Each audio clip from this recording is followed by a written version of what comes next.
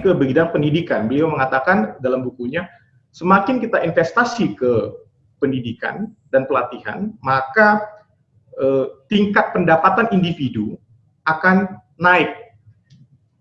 Kenapa dia pakai basisnya tingkat pendapatan? Karena menurut dia yang paling gampang dihitung gitu ya. Dia bukan mau mendinai bahwa manusia ini nggak cuma soal uang gitu ya. Produktivitas itu nggak cuma diukur soal uang. Ada juga soal apresiasi terhadap seni budaya, musik dan sebagainya. Tapi yang dia bilang produktivitas yang paling gampang diukur itu dari earning ya, tingkat earning yang meningkat gitu. Jadi lebih gampang mengukurnya, mengkuantifikasinya untuk ditarik dalam penelitian empirik gitu ya. Nah, apa itu human capital gitu? Human capital kata Gary Becker itu kompetensi, gampangnya itu kompetensi gitu ya. Kompetensi ini yang harus terus-menerus evolve gitu, continuous, harus ditingkatkan. Kenapa dia tadi bilang kita harus investasi. Ada dua hal yang dia tekankan di sana. Investasi di bidang apa? Yang pertama pendidikan, yang kedua pelatihan, seperti saya sudah singgung tadi. Sebenarnya ada juga bidang kesehatan sebenarnya, tapi dia fokus di bukunya itu preferensinya untuk education gitu. Jadi teman-teman bisa lihat judul bukunya ya, bisa dibaca lebih lanjut. Dan tesisnya dari tahun 60-an menunjukkan bahwa memang grafik pendapatan orang-orang yang berpendidikan tinggi di Amerika itu tiap tahun akan meningkat gitu ya, dibanding dengan orang-orang yang tidak menyentuh perguruan tinggi atau less educated dibanding orang-orang yang educated. Tesisnya dia begitu. Tesis ini sangat menarik karena di tahun 2012 saya sempat baca itu laporan McKinsey.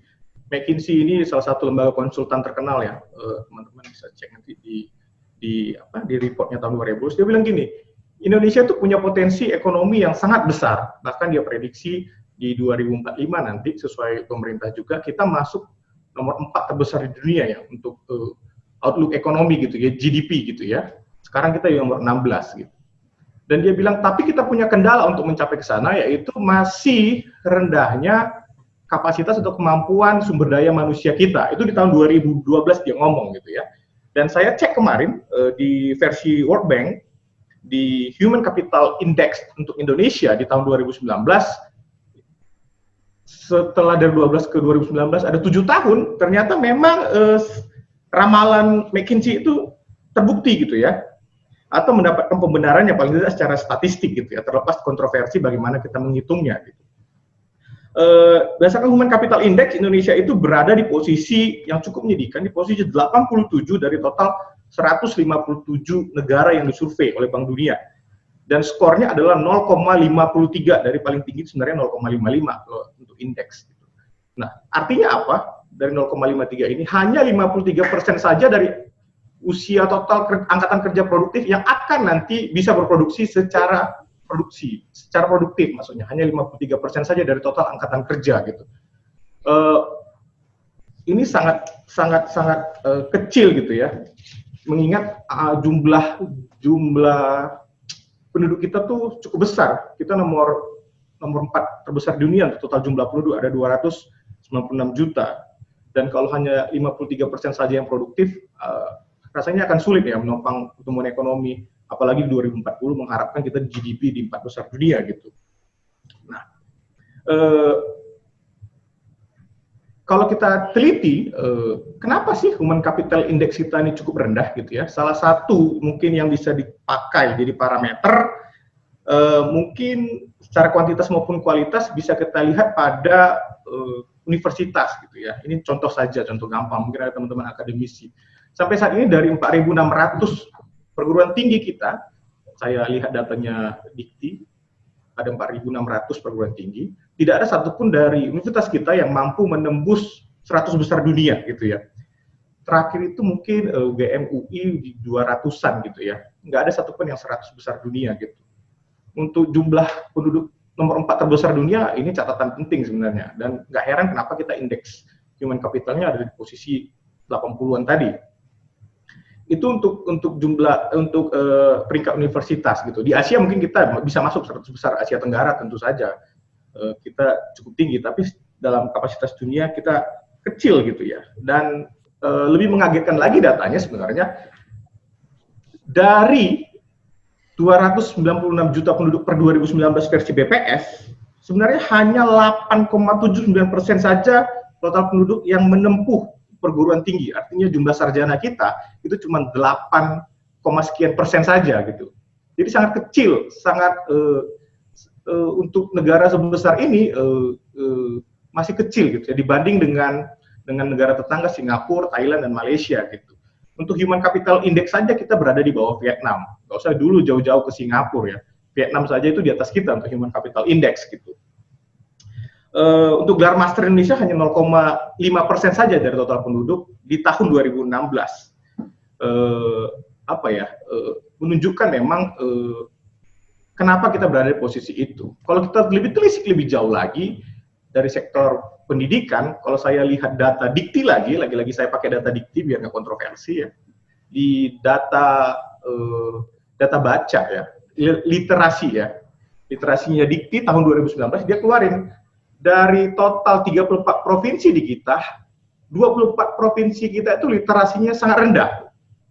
9 sedang dan 24 rendah, 9 sedang dan 1 sangat rendah gitu. Jadi kita bisa membayangkan penyebab kita berada di indeks yang tadi. Dan kalau digali lagi lebih dalam, kalau teman-teman tahu ukuran Bapak Ibu tahu ukuran produktivitas itu kan untuk umur 16 sampai 64 sebenarnya. Tapi untuk ukuran pemuda yang usia SMA ke kuliah itu usianya kan di 16 sampai 30. Itu usia ukuran pemuda ya menurut Undang Pemuda. Kita lihat di survei CSIS di tahun menjelang pemilu waktu itu 2016 atau 2018 saya lihat untuk literasi membaca dan menulis gitu ya. Kebiasaan pemuda kita itu ada di urutan 9 dan 10 Bapak Ibu. Jadi kita sangat rendah membaca, sangat rendah menulis gitu ya. Urutan beragama nomor 5 gitu. Jadi nggak heran kalau rame kita urusan agama gitu ya. Yang paling atas ini dari survei pemuda ya, survei milenial gitu ya. 17 sampai 29 tahun CSIS lakukan di tahun 2017 gitu. Nomor 1 itu hobinya itu olahraga. Yang kedua musik, yang ketiga nonton film, yang keempat memasak, 5 beragama gitu. Menulis dan membaca itu di bagian bawah gitu. Jadi nggak heran sebenarnya secara garis besar kita bisa melihat bahwa survei McKinsey tadi semacam mendapat justifikasinya gitu ya. Dan indeks Bank Dunia tadi sebenarnya ya menjustifikasi itu lagi gitu, menjelaskan itu lagi. Nah, bagaimana dengan tingkat pendapatan? Tadi kan saya sudah singgung di Amerika dengan penelitian Gary Becker gitu ya. Saya ambil data di BPS tahun 2019. BPS juga mengkonfirmasi hasil penelitian Gary Becker tadi. BPS menunjukkan bahwa upah buruh lulusan universitas rata-rata mencapai 4,5 juta gitu ya. Atau di atas rata-rata besaran upah buruh nasional yang hanya 2,9 juta. Ini survei BPS. Jadi memang human capital, tingkat kompetensi seseorang sangat berpengaruh kepada jumlah atau potensi pendapatan yang akan dia terima gitu. Kita tahu korelasi pendapatan itu banyak gitu ya dengan menikmati seni, tingkat kesehatan. Jadi itu kenapa indeks human capital ini sangat penting. Dan itu kenapa kita tahu Pak Jokowi setelah 5 tahun pertama itu fokusnya infrastruktur, dia menggagas di kedua, kita ayo invest ke human capital ya. Jadi paham kita kenapa Pak Jokowi shifting fokusnya gitu ya. Nah, bagaimana dengan advokat gitu? Kalau tadi gambaran besarnya cukup suram gitu, bagaimana dengan profesi advokat gitu ya? Seharusnya kalau boleh jujur juga seharusnya ya kalau human capital secara keseluruhan saja begitu, maka profesi advokat juga saya yakin juga paralel dengan data itu sebenarnya. Dan oleh karena itu seminar kala ini sangat penting, sangat substansial dan seharusnya lebih sering dilakukan oleh pengambil kebijakan bagaimana kita melakukan investasi khususnya untuk profesi advokat ini gitu ya. Karena ini akan menentukan pertumbuhan ekonomi.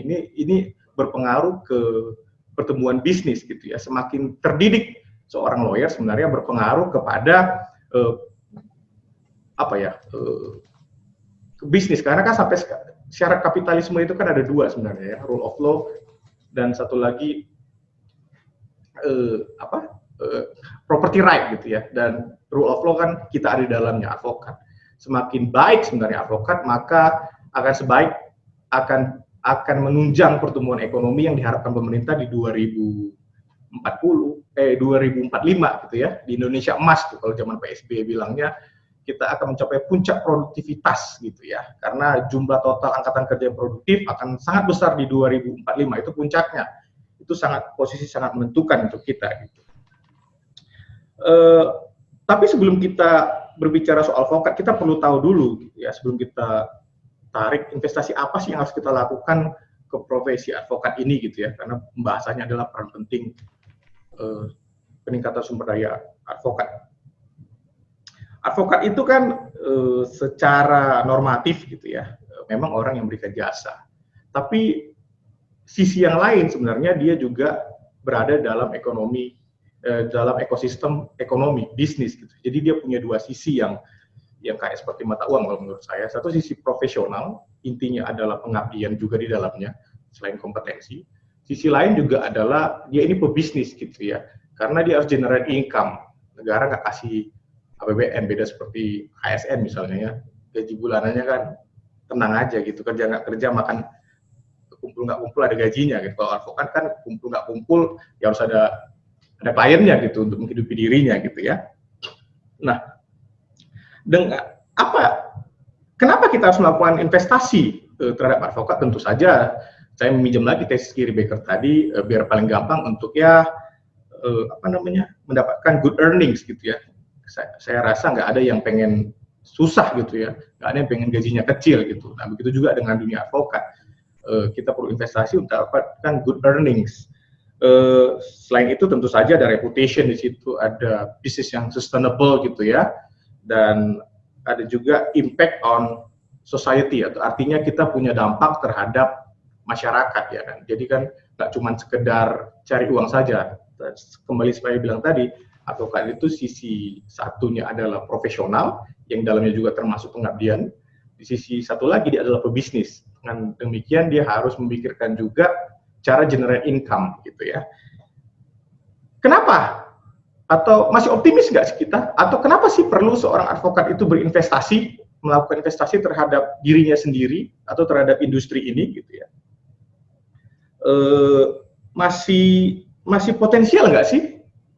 Kan kalau kita mau investasi kita harus lihat juga dong, kira-kira balik modal nggak nih? Kita udah investasi capek-capek misalnya gitu ya. Strategi investasi akan saya jelaskan. Kita capek-capek ternyata udah nggak potensial gitu. Potensi pendapatannya ternyata nggak seindah itu gitu. Jadi nggak investasi. Nah, saya ingin mengajak teman-teman apalagi yang mungkin muda, mungkin sebaya saya, profesi ini masih sangat menjanjikan gitu ya. Kenapa menjanjikan? Dan karena itu worth untuk kita melakukan investasi sumber daya termasuk ke diri kita sebagai seorang lawyer gitu ya. Pertama, ada dua argumentasi yang akan saya sampaikan. Pertama, dari jumlah rasio advokat di Indonesia dulu deh. Kan kompetisi akan membawa harga menjadi rata-rata gitu ya kalau kompetisinya ketat. Dan menurut saya dengan rasio jumlah advokat dan penduduk kita yang belum yang masih sangat rendah, maka kompetisi sebenarnya nggak tinggi-tinggi banget. Ada kue yang sangat besar yang bisa dimasukin oleh lebih banyak orang sebenarnya gitu. Kalau teman-teman cek di indeks yang paling terkenal kan untuk mengukur berapa sih jumlah optimum jumlah lawyer di suatu negara, itu kan yang paling terkenal itu pakai kurvanya Maggie ya, Stephen Maggie, ekonom juga. Dia membandingkan jumlah lawyer itu dengan jumlah pendapatan per kapita gitu ya. Ini pun sebenarnya masih kontroversial juga, tapi paling tidak kita punya baseline lah, kita mengukurnya pakai apa gitu. Kalau kita minjem Amerika, di Amerika Bapak Ibu, penduduknya 300-an juta jiwa, jumlah rasio penduduk dan advokatnya itu udah di 1:274. Jadi di mana ada 274 orang atau penduduk, maka ada 1 lawyer di sana gitu. Di Malaysia itu 1:1887. Kalau di Singapura itu 1:1200 orang gitu. Rasionya cukup tinggi di sana ya. Bagaimana dengan kita? Saya kemarin coba cari data di Peradi, nggak ada gitu ya statistik ini. Tapi saya pernah baca statement ketua Peradi kita, Pak Fauzi Yusuf Hasibuan. Dia bilang jumlahnya juga seperti yang saya sampaikan di awal belum ideal gitu. Sekarang itu berdasarkan data Peradi Soho, tempat saya, Bang Ri, Pak Doni menjadi anggota, total jumlah advokat kita itu 50.000 katanya, yang resmi ya, 50.000 versi Peradi. Tapi kan ini juga belum mengalami pengurangan nih. Siapa yang jadi PNS ya kan, siapa tahu pindah gitu kan, siapa yang jadi legal gitu, siapa yang pindah kemudian jadi pejabat, atau siapa yang meninggal dunia. Jadi jumlahnya sebenarnya seharusnya lebih kecil, nggak 50.000, ini kan maksimal ya 50.000-nya. Nah, dengan total penduduk kita 296 juta per versi BPS 2019, artinya ruangnya gede, jumlahnya 1:5.000 gitu ya. Kalau kita bagi itu ya, 296 juta dibagi 50.000. Jadi di setiap 5.000 penduduk baru hanya 1 lawyer gitu. Ini rasionya tentu sangat gede ya, bandingkan dengan Amerika tadi tuh 1:200. Gila banget tuh tingkat kompetisi lawyer di sana gitu. Di kita masih enak nih, masih besar kuenya. Di Amerika sekarang saya lihat versi American Bar Association ada 1,35 juta lawyer di Amerika. Jadi ya sangat gede gitu ya. Bagaimana dengan sisi pendapatan? Ini kan semua orang pengen tahu berapa sih pendapatan lawyer sebenarnya. Kenapa sih kita harus investasi di sana? Kalau kita lihat rata-rata lawyer di Amerika ini terlepas partner ya. Ini average lawyers gitu. Karena kalau partners apalagi yang equity pendapatannya gila-gilaan, udah susah lah kita masukin dalam perhitungan. Rata-rata di sana tuh 140-an ribu per tahun total earnings-nya dia rata-rata ya, seorang profesional atau seorang lawyer. Artinya kalau dikurangkan 15.000 mungkin ya 2,2 miliar lah ya per orang gitu ya. Dari yang paling junior sampai yang senior gitu. 2,2 miliar rupiah kalau kita rupiahkan. Di Amerika sendiri profesi lawyer merupakan profesi yang paling mahal, bahkan dibandingkan dengan financial manager, political scientist, atau aktuaria, itu masih di bawah tuh, di bawahnya profesi lawyer, sangat terhormat gitu ya di sana. Gitu. Bagaimana dengan Indonesia gitu ya? Kita nggak punya datanya lagi-lagi kita nggak punya data yang dikeluarkan oleh organisasi kita, karena agak beda kalau di Amerika itu setiap law firm itu dia keluarin data tuh, berapa total earnings-nya mereka per tahun, berapa jumlah lawyernya, berapa jumlah pendapatan masing-masing lawyer per grade gitu ya, dari junior, senior, sampai partner itu mereka keluarin datanya. Kalau di kita nggak keluar, itu data rahasia tuh. Jadi saya nggak tahu tuh pendapatan Pak Doni, Bang Rik gitu. Tapi yang saya tahu sih dari tampilannya, dari mobilnya sih seharusnya tinggi-tinggi gitu ya. Karena bagus-bagus gitu kan, nggak mungkin beli mobil bagus kalau pendapatannya jelek gitu kan. Yang pasti menjanjikan gitu. Kalau kita baca data, kalau kita baca datanya Robert Walters, kemarin hukum online di tahun lalu sempat singgung gitu ya. Untuk di tahun 2019, ini corporate lawyers ya, saya nggak mau bilang litigasi, karena litigasi memang agak lain gitu ya. Teman-teman corporate di Indonesia tuh ada 2 generalisasi, teman-teman corporate lawyers dan teman-teman litigation lawyers gitu. Teman-teman corporate lawyers ini yang biasanya berurusan dengan transaksi nih ya, merger and acquisition, pendirian perusahaan, masuknya investasi gitu ya. Ini yang dikerjakan teman-teman corporate lawyers biasanya, termasuk juga nanti IPO dan lain sebagainya, penerbitan MTN, obligasi, ini teman-teman corporate lawyers. Kalau teman-teman litigasi ini teman-teman yang banyak berurusan dengan pengadilan biasanya ya. Pokoknya isunya dispute gitu, isunya yang sering masuk TV gitu ya. Dan kita nggak punya datanya untuk itu. Tapi paling tidak dari teman-teman corporate lawyers kita bisa lihat datanya menjanjikan sekali gitu. Di gaji partner teman-teman corporate lawyers per tahunnya itu sudah 2,2 miliar gitu ya. Ini salary partner ya, bukan equity partner. Ini saya lagi salary partners. 2,2 miliar per tahun. Sementara gaji associate itu range-nya dari yang paling junior 250 juta sampai 1,3 miliar rupiah per tahun. ini ya. Ini range ratio. Kalau kita rata-ratakan mungkin 600-700 juta lah setahun kalau kita ambil average nilai median gitu, nilai tengah.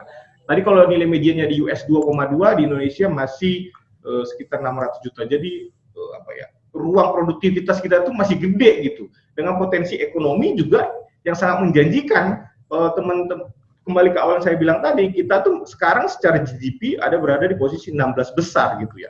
2030 pemerintah Pak Jokowi itu menargetkan harapan dia gitu ya. Kita posisi 7 besar GDP kita. Di 2045 Pak SBY Indonesia Emas, Pak Jokowi juga mengiyakan kita berada di 4 besar total GDP gitu. Jadi ruang pertumbuhan ekonomi kita tuh sangat besar, potensinya sangat besar, persaingannya ketat. Jadi ruang improvement untuk peningkatan sumber daya manusia itu ya wajib, karena seperti dibilang Gary Becker tadi, itu berjalan seiring antara kompetensi dengan productivity gitu ya. Oleh karena itu setiap lawyer sebenarnya tidak ada kata santai-santai gitu ya, atau cukup. Karena kenapa? Karena transaksi itu setiap tahun, setiap harinya saja punya kompleksitas yang berbeda-beda gitu ya. Apalagi dengan perkembangan teknologi sekarang, hukum ya evolve gitu ya, nggak tinggal diam gitu, nggak cukup kalau kita cuma hanya mengandalkan apa yang dulu kita dapat di bangku kuliah, karena ya masyarakat berkembang, bisnis berkembang, dan hukum pun demikian. Setiap hari kita melihat ada saja peraturan baru yang keluar gitu, dikeluarkan oleh instansi. Apalagi dalam masa COVID ini aja, saya nggak tahu tuh hukum online sampai buat situsnya sendiri, saking banyak peraturan yang dikeluarkan oleh berbagai institusi negara untuk mengatasi situasi ini gitu. OJK juga, pemerintah juga, dari Perpu, dari level peraturan menteri, peraturan kepala daerah, banyak banget. Jadi hukumnya tuh evolve gitu ya. Jadi nggak ada cerita bahwa sekali sekali belajar cukup gitu, nggak ada cerita sebenarnya untuk lawyer, nggak mungkin sebenarnya. Jadi lalu pertanyaan terbesarnya, investasi seperti apa sih yang harus kita lakukan? Investasi apa sih yang harus diambil oleh lawyer gitu? Ini kan pertanyaan besarnya nih. Setelah kita melihat gambaran human capital kita secara general, masuk ke outlook ekonomi kita dan outlook indeks human capital kita melihat investasi apa nih untuk profesi ini yang harus kita lakukan, karena tiap profesi pasti beda-beda ya jenis investasi yang dilakukan. Nah, sulit memang untuk memukul rata investasi apa yang harus dilakukan untuk profesi lawyer ini. Kenapa? Ini sangat tergantung sekali lagi ke tujuan jangka panjang seorang lawyer itu gitu. Saya bilang tadi dari 50.000 tadi belum tentu 50.000. Kenapa? Karena ada juga yang profesi lawyer, orang yang berprofesi lawyer sebenarnya hanya sebagai batu loncatan. Nanti dia setelah dapat pengalaman mungkin 2-3 tahun nanti masuk ke korporasi aja gitu ya. Jadi legal, atau nanti kalau masih cukup umur gitu ya, di bawah 27 tahun jadi PNS gitu ya. Kalau S2 bisa lebih 30 tahun bisa pindah ke PNS. Saya lihat tuh banyak teman-teman tiba-tiba jadi hakim gitu sekarang ya, karena ada pembukaan gitu. Jadi jasa maksud saya nggak ada yang salah dengan itu masalah preferensi, tapi intinya nggak bisa dipukul rata strategi investasi apa yang harus dilakukan oleh seorang lawyer. Nah, saya pakai biar kita progres diskusinya ada, saya pakai contoh saya gitu. Ini tidak ada bermaksud untuk membandingkan, tapi sebagai bahan kita diskusi, sebagai baseline gitu ya, sebagai titik pijaknya kita memandang sesuatu. Untuk saya dulu nih. Maaf Bang, waktunya tinggal 5 menit lagi Bang. Iya, siap. Saya memutuskan bahwa saya suatu saat akan mendirikan kantor, dan saya punya cita-cita kantor saya itu akan sebesar apa. Saya ingin menjadikan kantor saya itu sebagai trademark yang dikenal publik, meniru teman-teman corporate lawyers yang sangat serius, sekalipun tidak ada lagi foundernya, kantornya tetap running gitu ya. Ini kayak tradisi industri hukum di Amerika gitu ya, kantor urusan ratusan tahun gitu, umurnya ratusan tahun. Di kita kan belum ada tuh, masih 60-an tahun tuh, MKK, ABNR gitu ya, Makarim Taira itu usianya masih 60 tahun. Mudah-mudahan nanti mereka melewati 1 dekade gitu ya, jadi kita punya gitu. Di sana juga satu kantor hukum kan isinya bisa ribuan orang gitu ya. Di kita paling banter tuh teman-teman AHP, kalau kita lihat survei corporate lawyers hukum online itu mungkin 200-an gitu ya, satu kantor jumlah lawyernya gitu. Jadi ruang to improve-nya gede banget. Investasi apa? Saya dulu menentukan itu, terus saya dengan goal jangka panjangnya seperti itu, maka saya melakukan penyesuaian strategi. Dari pengalaman saya, setidaknya ada 3 strategi investasi yang saya pikirkan harus dilakukan oleh seorang lawyer gitu ya. Ini yang betul-betul pengen berprofesi sebagai lawyer untuk jangka panjang ya, kayak Bang Rey gitu ya. Pasti sudah melakukan ini dari awal mulai dari berkarir. Jadi orang-orang yang memang ya memang inilah pilihan hidupnya, pilihan jalan hidupnya gitu ya. Nggak pindah-pindah gitu ya. Apa itu? Yang ada 3. Yang pertama, investasi in acquiring sets of skills and knowledge. Ini investasi terhadap peningkatan kompetensi. Apa yang harus dilakukan? Saya coba setidaknya saya memikirkan ada 8 hal secara general. Yang pertama untuk orang-orang muda, ya harus kerja keras gitu ya. Nggak usah pilih-pilih kasus. Kalau diperintahkan bos ya lakukan, nggak usah komplain gitu ya. Karena kita harus semakin banyak exposure gitu. Semakin banyak exposure, maka skill kita akan semakin meningkat gitu ya. Karena tiap-tiap transaksi beda, tiap-tiap perkara itu beda. Jadi ya biasakan dirimu untuk menikmati semua perkara itu. Jangan mikir, aduh banyak banget perkara kok, kenapa saya lagi gitu ya. Don't complain, enjoy the process. Karena pengalaman dan skills itu adalah currency-nya, mata uangnya untuk industri ini. Karena industri yang sangat sophisticated. Advokat ini kan industri jasa, teman-teman, bukan barang. Jadi sangat tergantung kepada skill individunya. Apa sih yang bisa tawarkan ke market? Skill apa yang kamu punya ke market? Ini yang kita jual, bukan barang. Kalau barang itu kan jelas tuh standarnya gitu ya. Dengan demikian ruang untuk improve-nya itu sebenarnya gede banget gitu. Nah itu yang pertama. Jadi good researcher ya, artinya untuk mengerjakan sesuatu itu nggak boleh nanggung. Kalau dipercayakan untuk transaksi tertentu ya optimal gitu. Yang ketiga, pursue formal education gitu ya. Banyak yang bilang lawyer itu kan nggak perlu lah S2, S3 gitu. Saya bilang sih ya sepanjang dia suka dengan bidang tertentu ya monggo-monggo aja. Buktinya Bang Rik sampai S3 gitu, jauh-jauh ke Inggris sambil S2 dan S3 ke Bandung gitu. Ngapain gitu.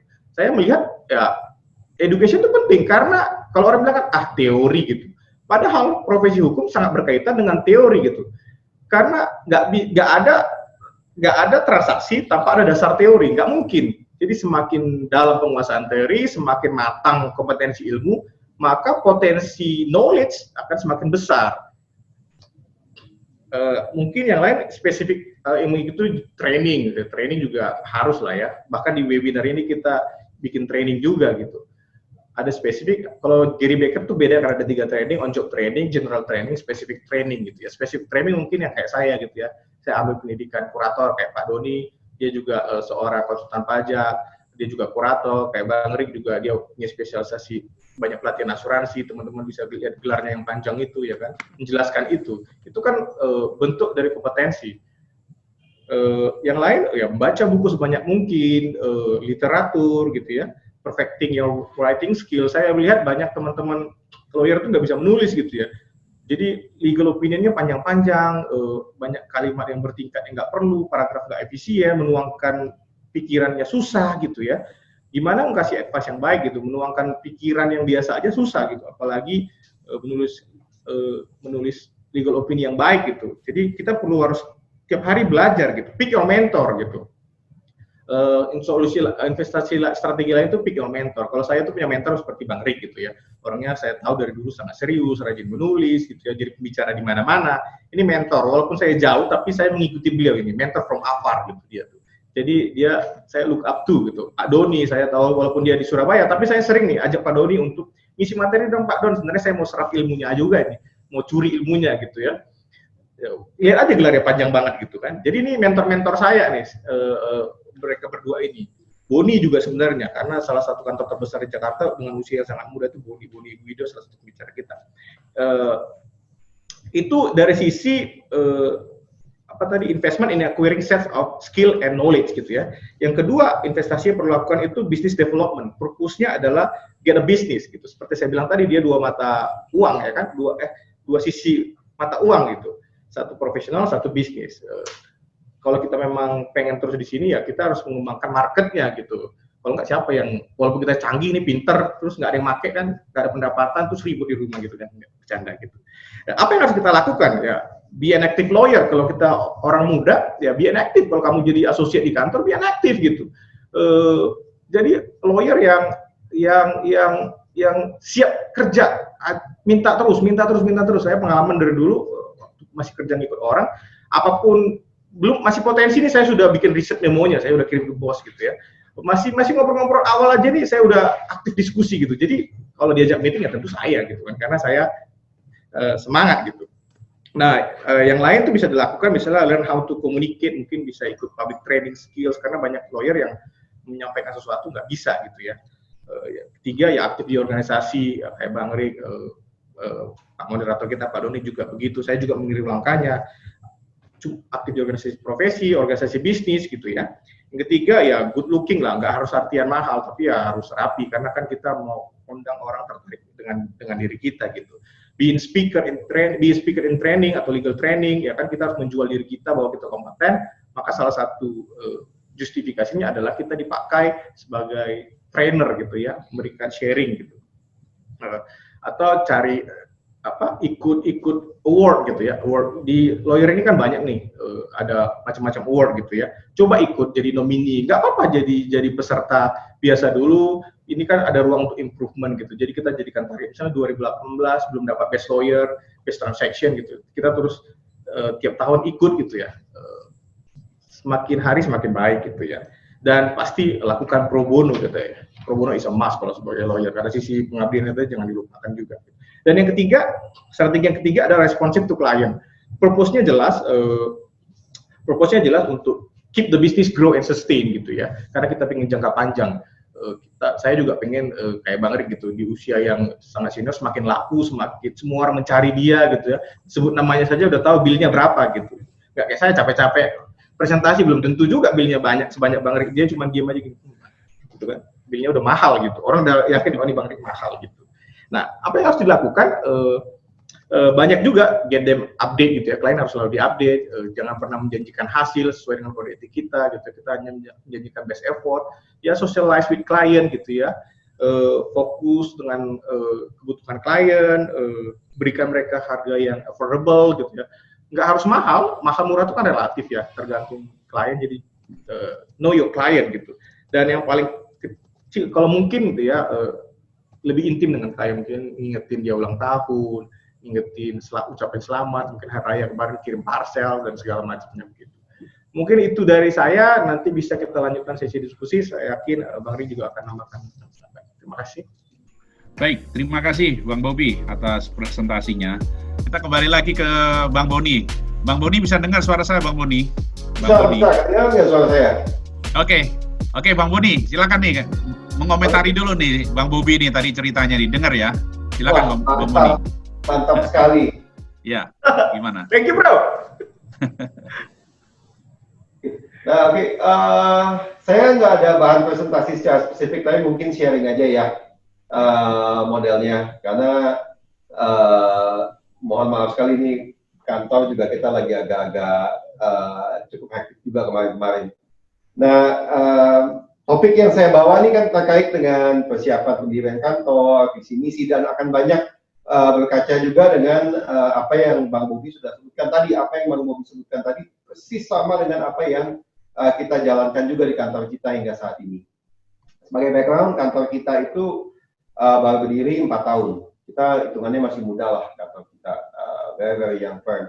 Didirikan oleh saya dan satu orang partner saya, Bintang Hidayato. Tapi saya itu berguru sama Bang Ricardo udah belasan tahun, dari zaman saya jadi junior lawyer di law firm Jakarta. Saya udah belajar sama Bang Rik.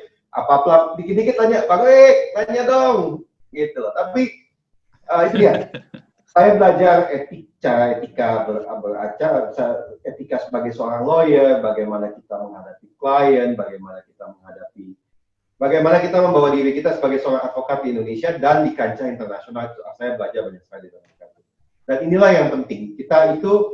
Saya itu buka kantor berdua sama partner saya, Bintang Hidayato, itu 4 tahun yang lalu. Modal kita tuh kecil sekali. Jadi kalau orang bilang modal buka kantor tuh harus ratusan juta, bahkan miliaran, saya bilang belum tentu benar, belum tentu sepenuhnya itu harus seperti itu. Modal dasar saya pada saat kita buka kantor itu hanya 20 juta total buat kantor. Kita hanya punya service office, kita punya kita punya dia daftar ke notaris, kita beli server, that's it.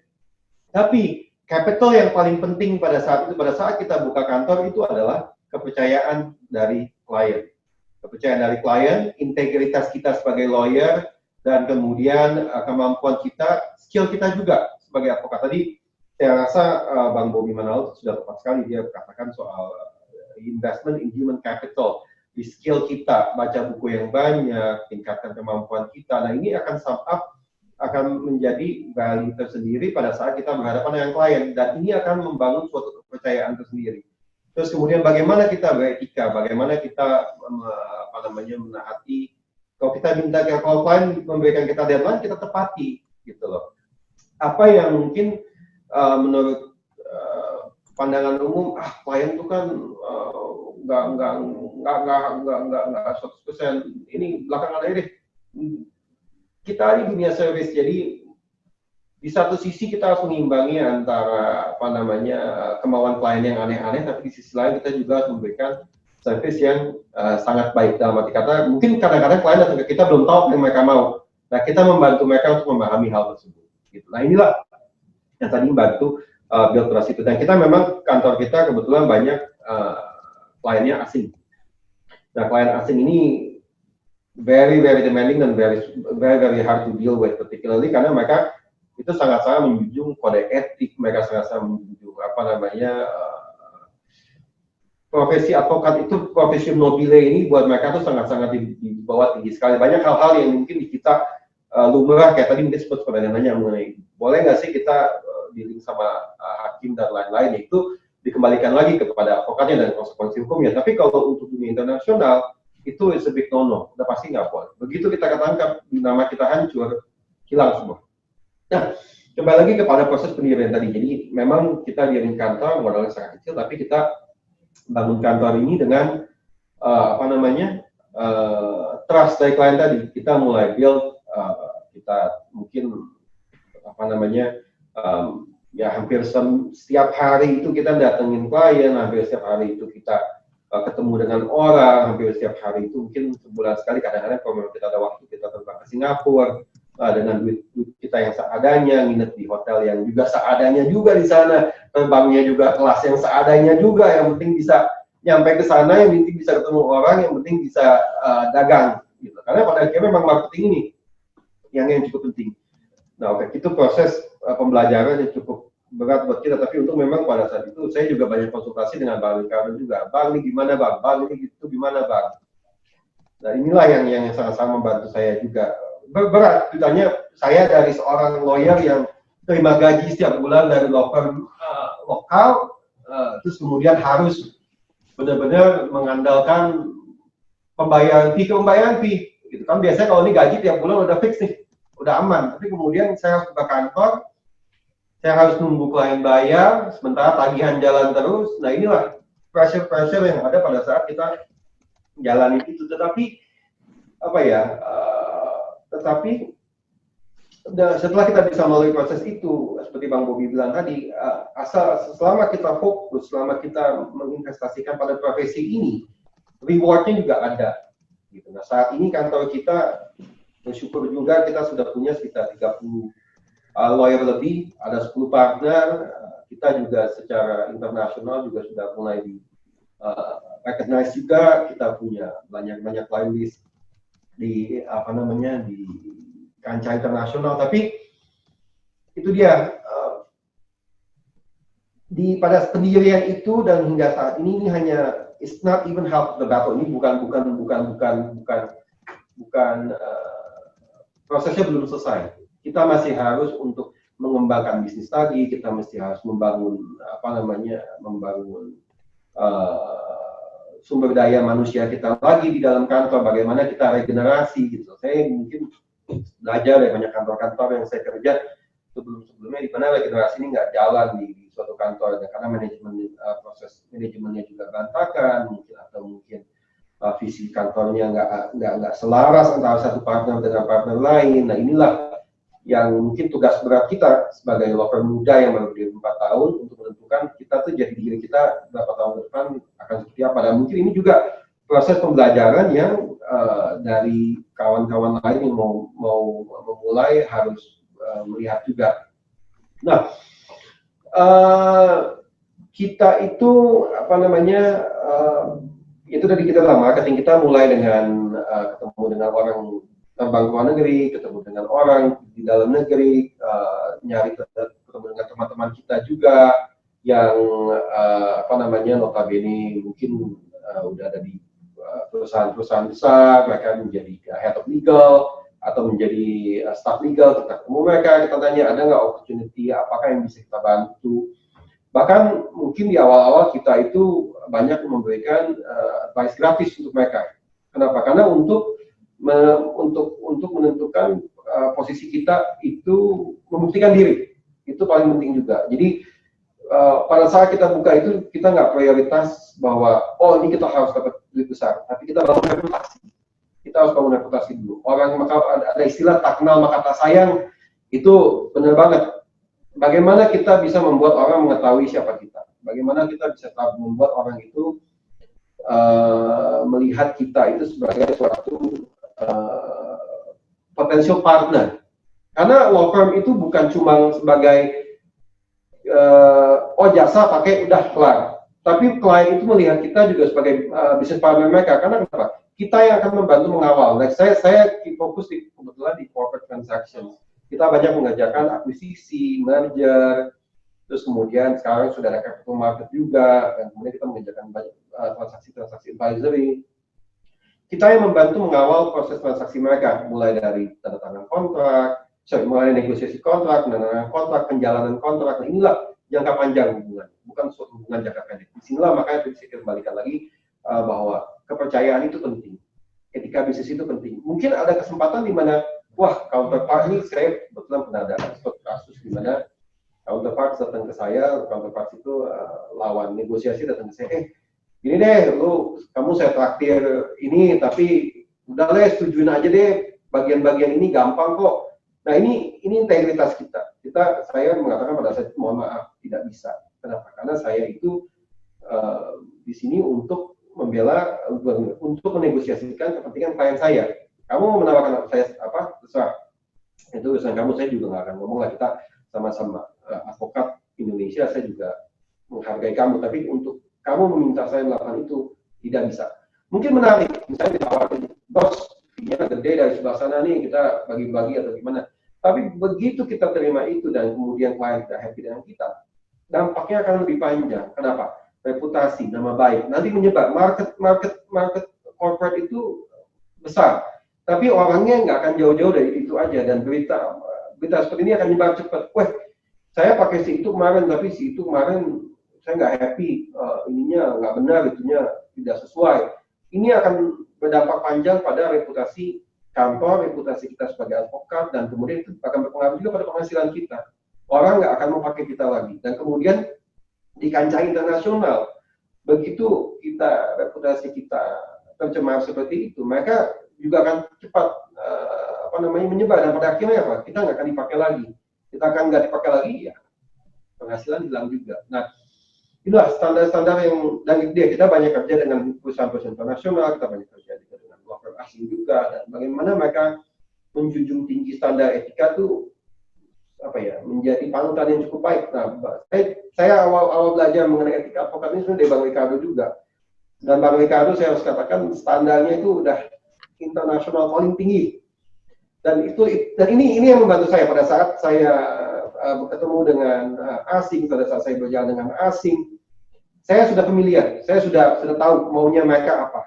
Gitu. Kenapa? Karena saya belajar di Bang Bobi benar bilang, kita harus menentukan mentor kita siapa, kita mau belajar dari siapa, kita mau berkaca kepada siapa sebagai advokat muda.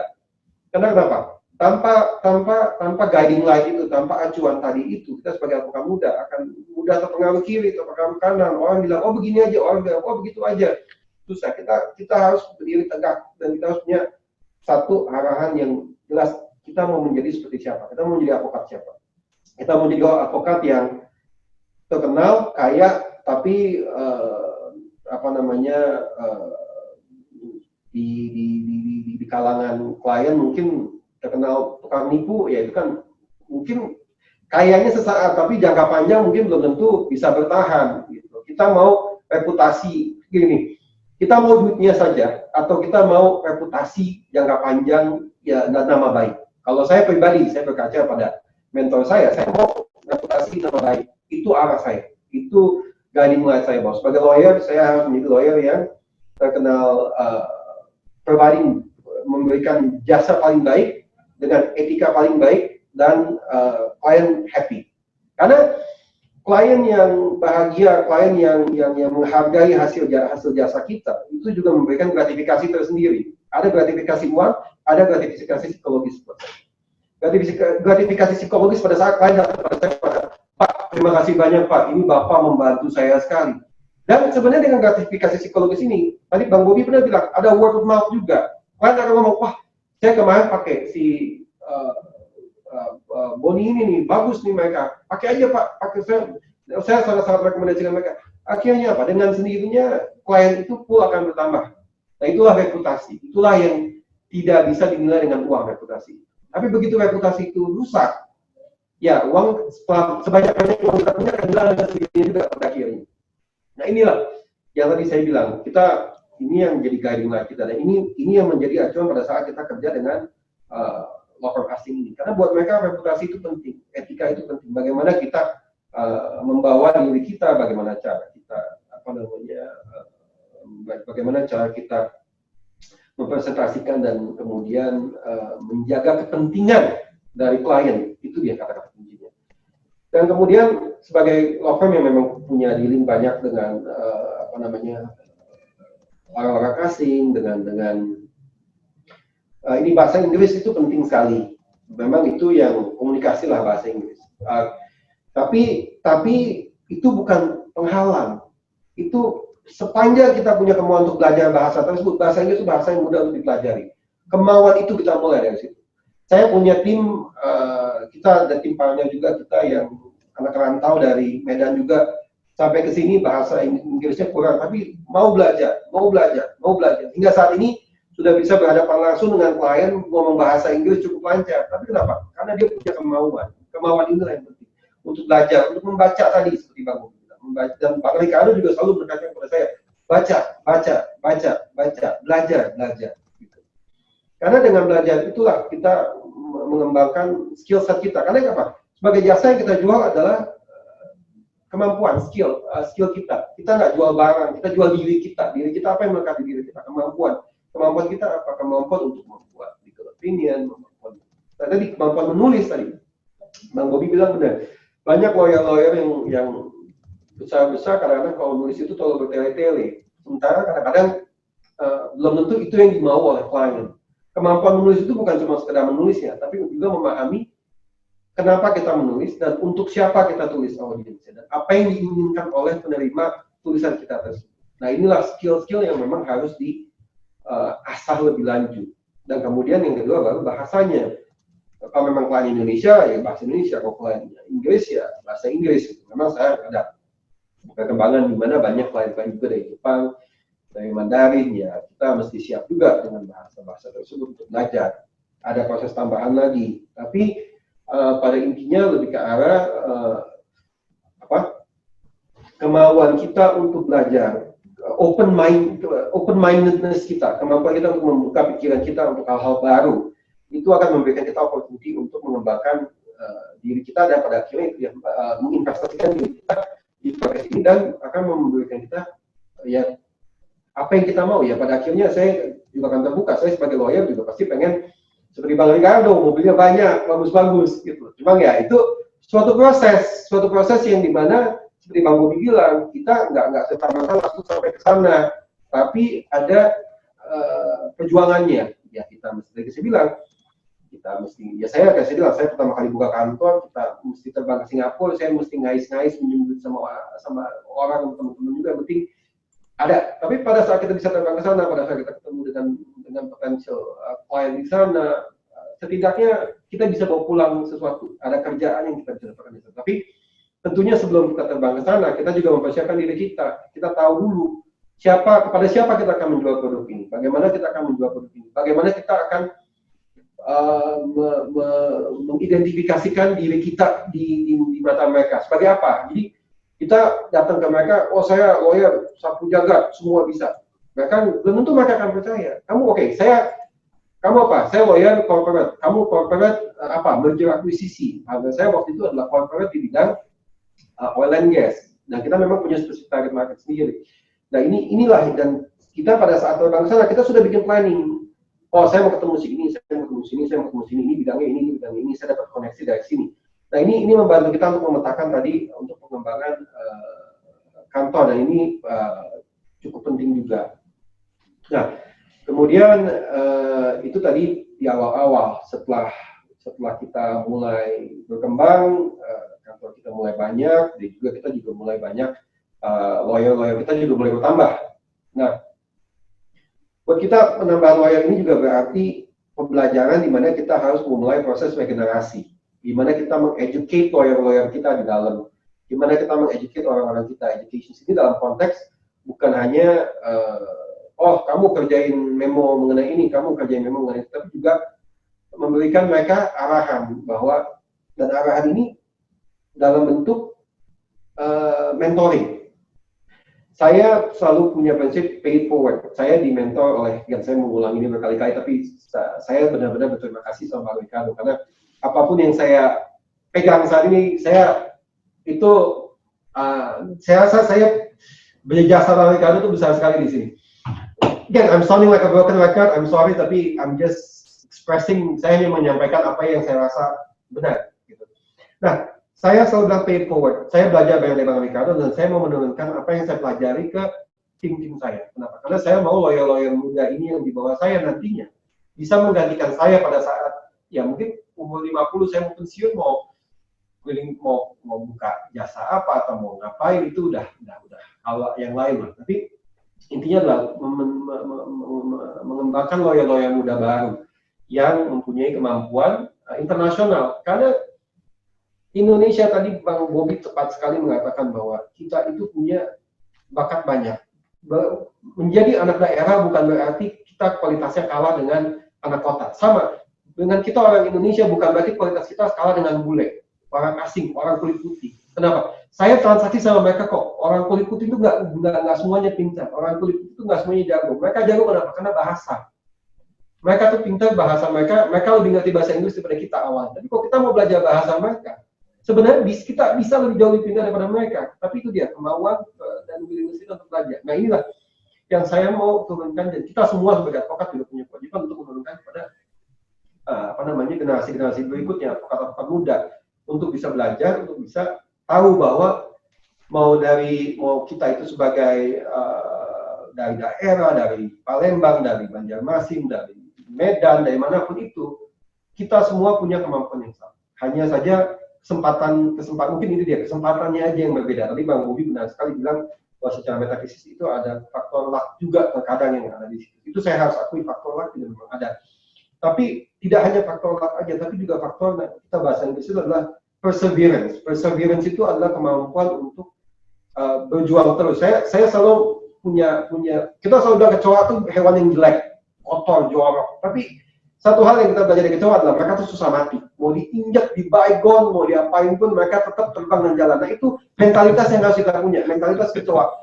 Apapun cobaan yang kita punya, kita harus maju terus, kita harus berjuang terus. Memang kadang-kadang lihat, tapi kok teman-teman ini susah, kita market COVID kayak gini susah. Kita kayaknya dari situasi COVID ini sedikit sekali klien datang. Justru harus kita ubah pola pikirnya. Situasi COVID ini kira-kira orang butuh kita nggak? Orang butuh kita apa yang terjadi di situasi bisnis pada saat COVID? Apakah bisnis menjadi lebih sulit? Apakah ada ini sebagai advokat ya? Apakah ada pemutusan hubungan tenaga kerjaan? Apakah ada restrukturisasi hutang? Mungkin ada kawan-kawan sekalian di sini yang juga adalah mungkin kurator atau mungkin lagi sedang dalam proses menjadi kurator atau advokat di bidang tenaga kerjaan, advokat litigasi.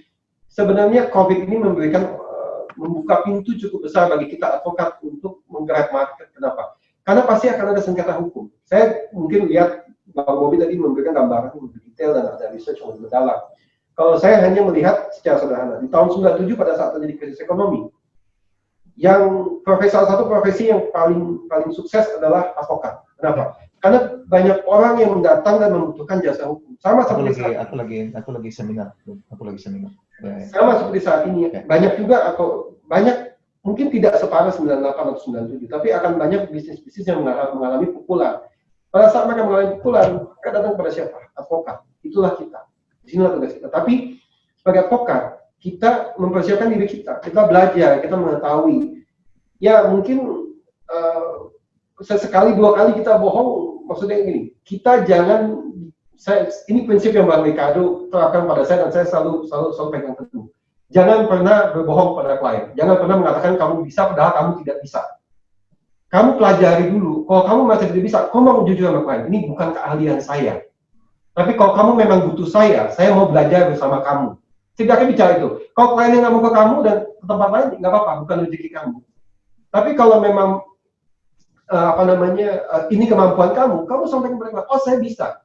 Dan klien akan lebih menghargai lawyer yang jujur kepada kliennya dan mengatakan bahwa saya bisa kerjakan ini dan kamu sukses mengerjakan itu, dan mereka akan kembali lagi daripada kamu bilang saya bisa tapi hasilnya berantakan.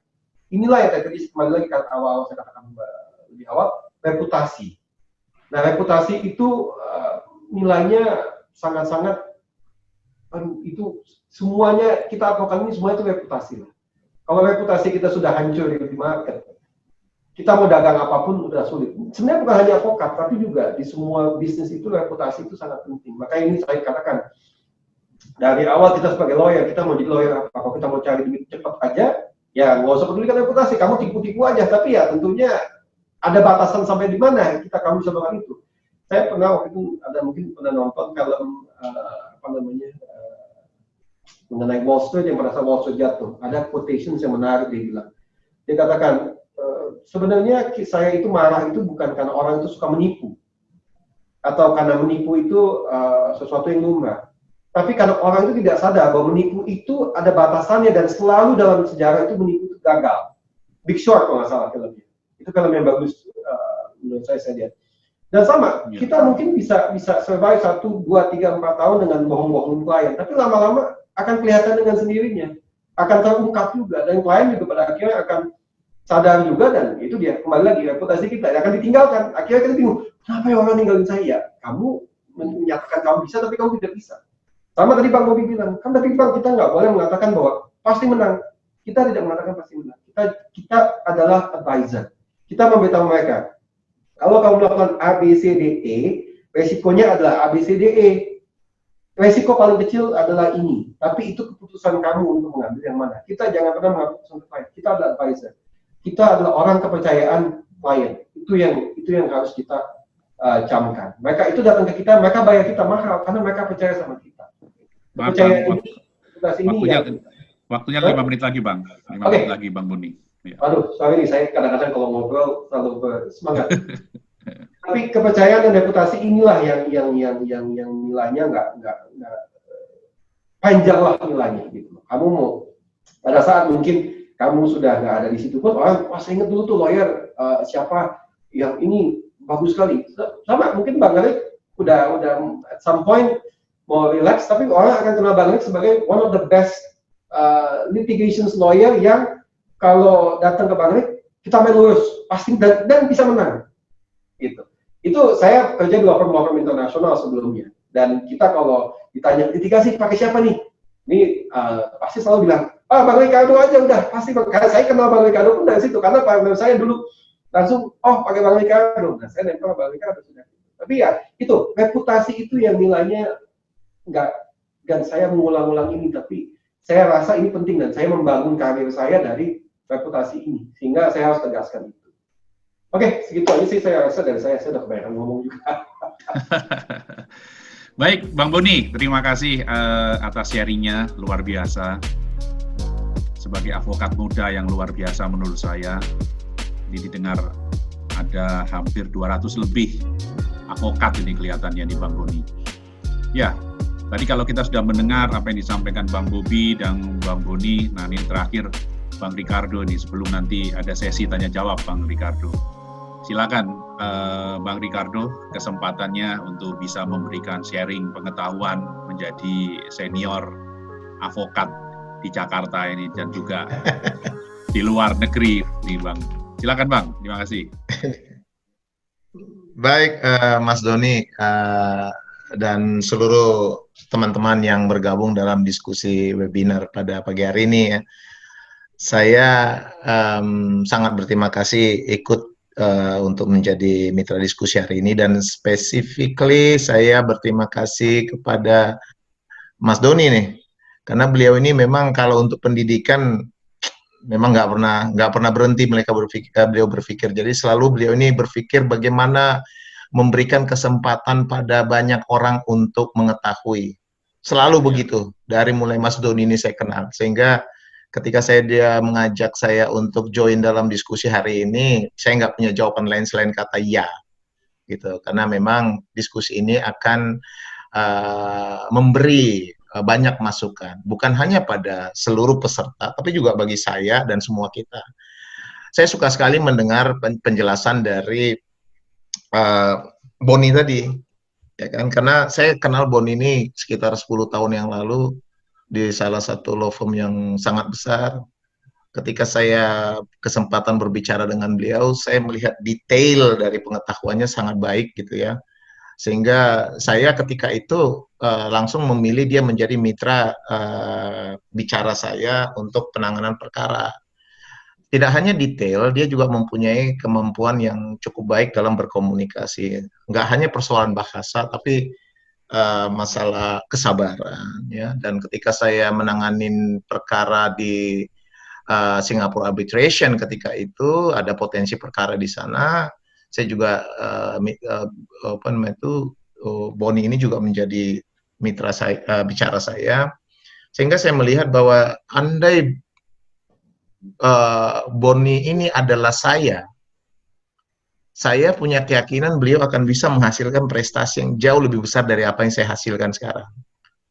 Nah, dalam diskusi itu dia menunjukkan satu perkembangan yang sangat luar biasa seperti Bobby tadi, bergerak langsung dengan cepat, dan dia punya satu wawasan yang melihat bahwa profesi jasa hukum ini tidak sekedar hanya merupakan satu kemampuan untuk menyelesaikan satu masalah.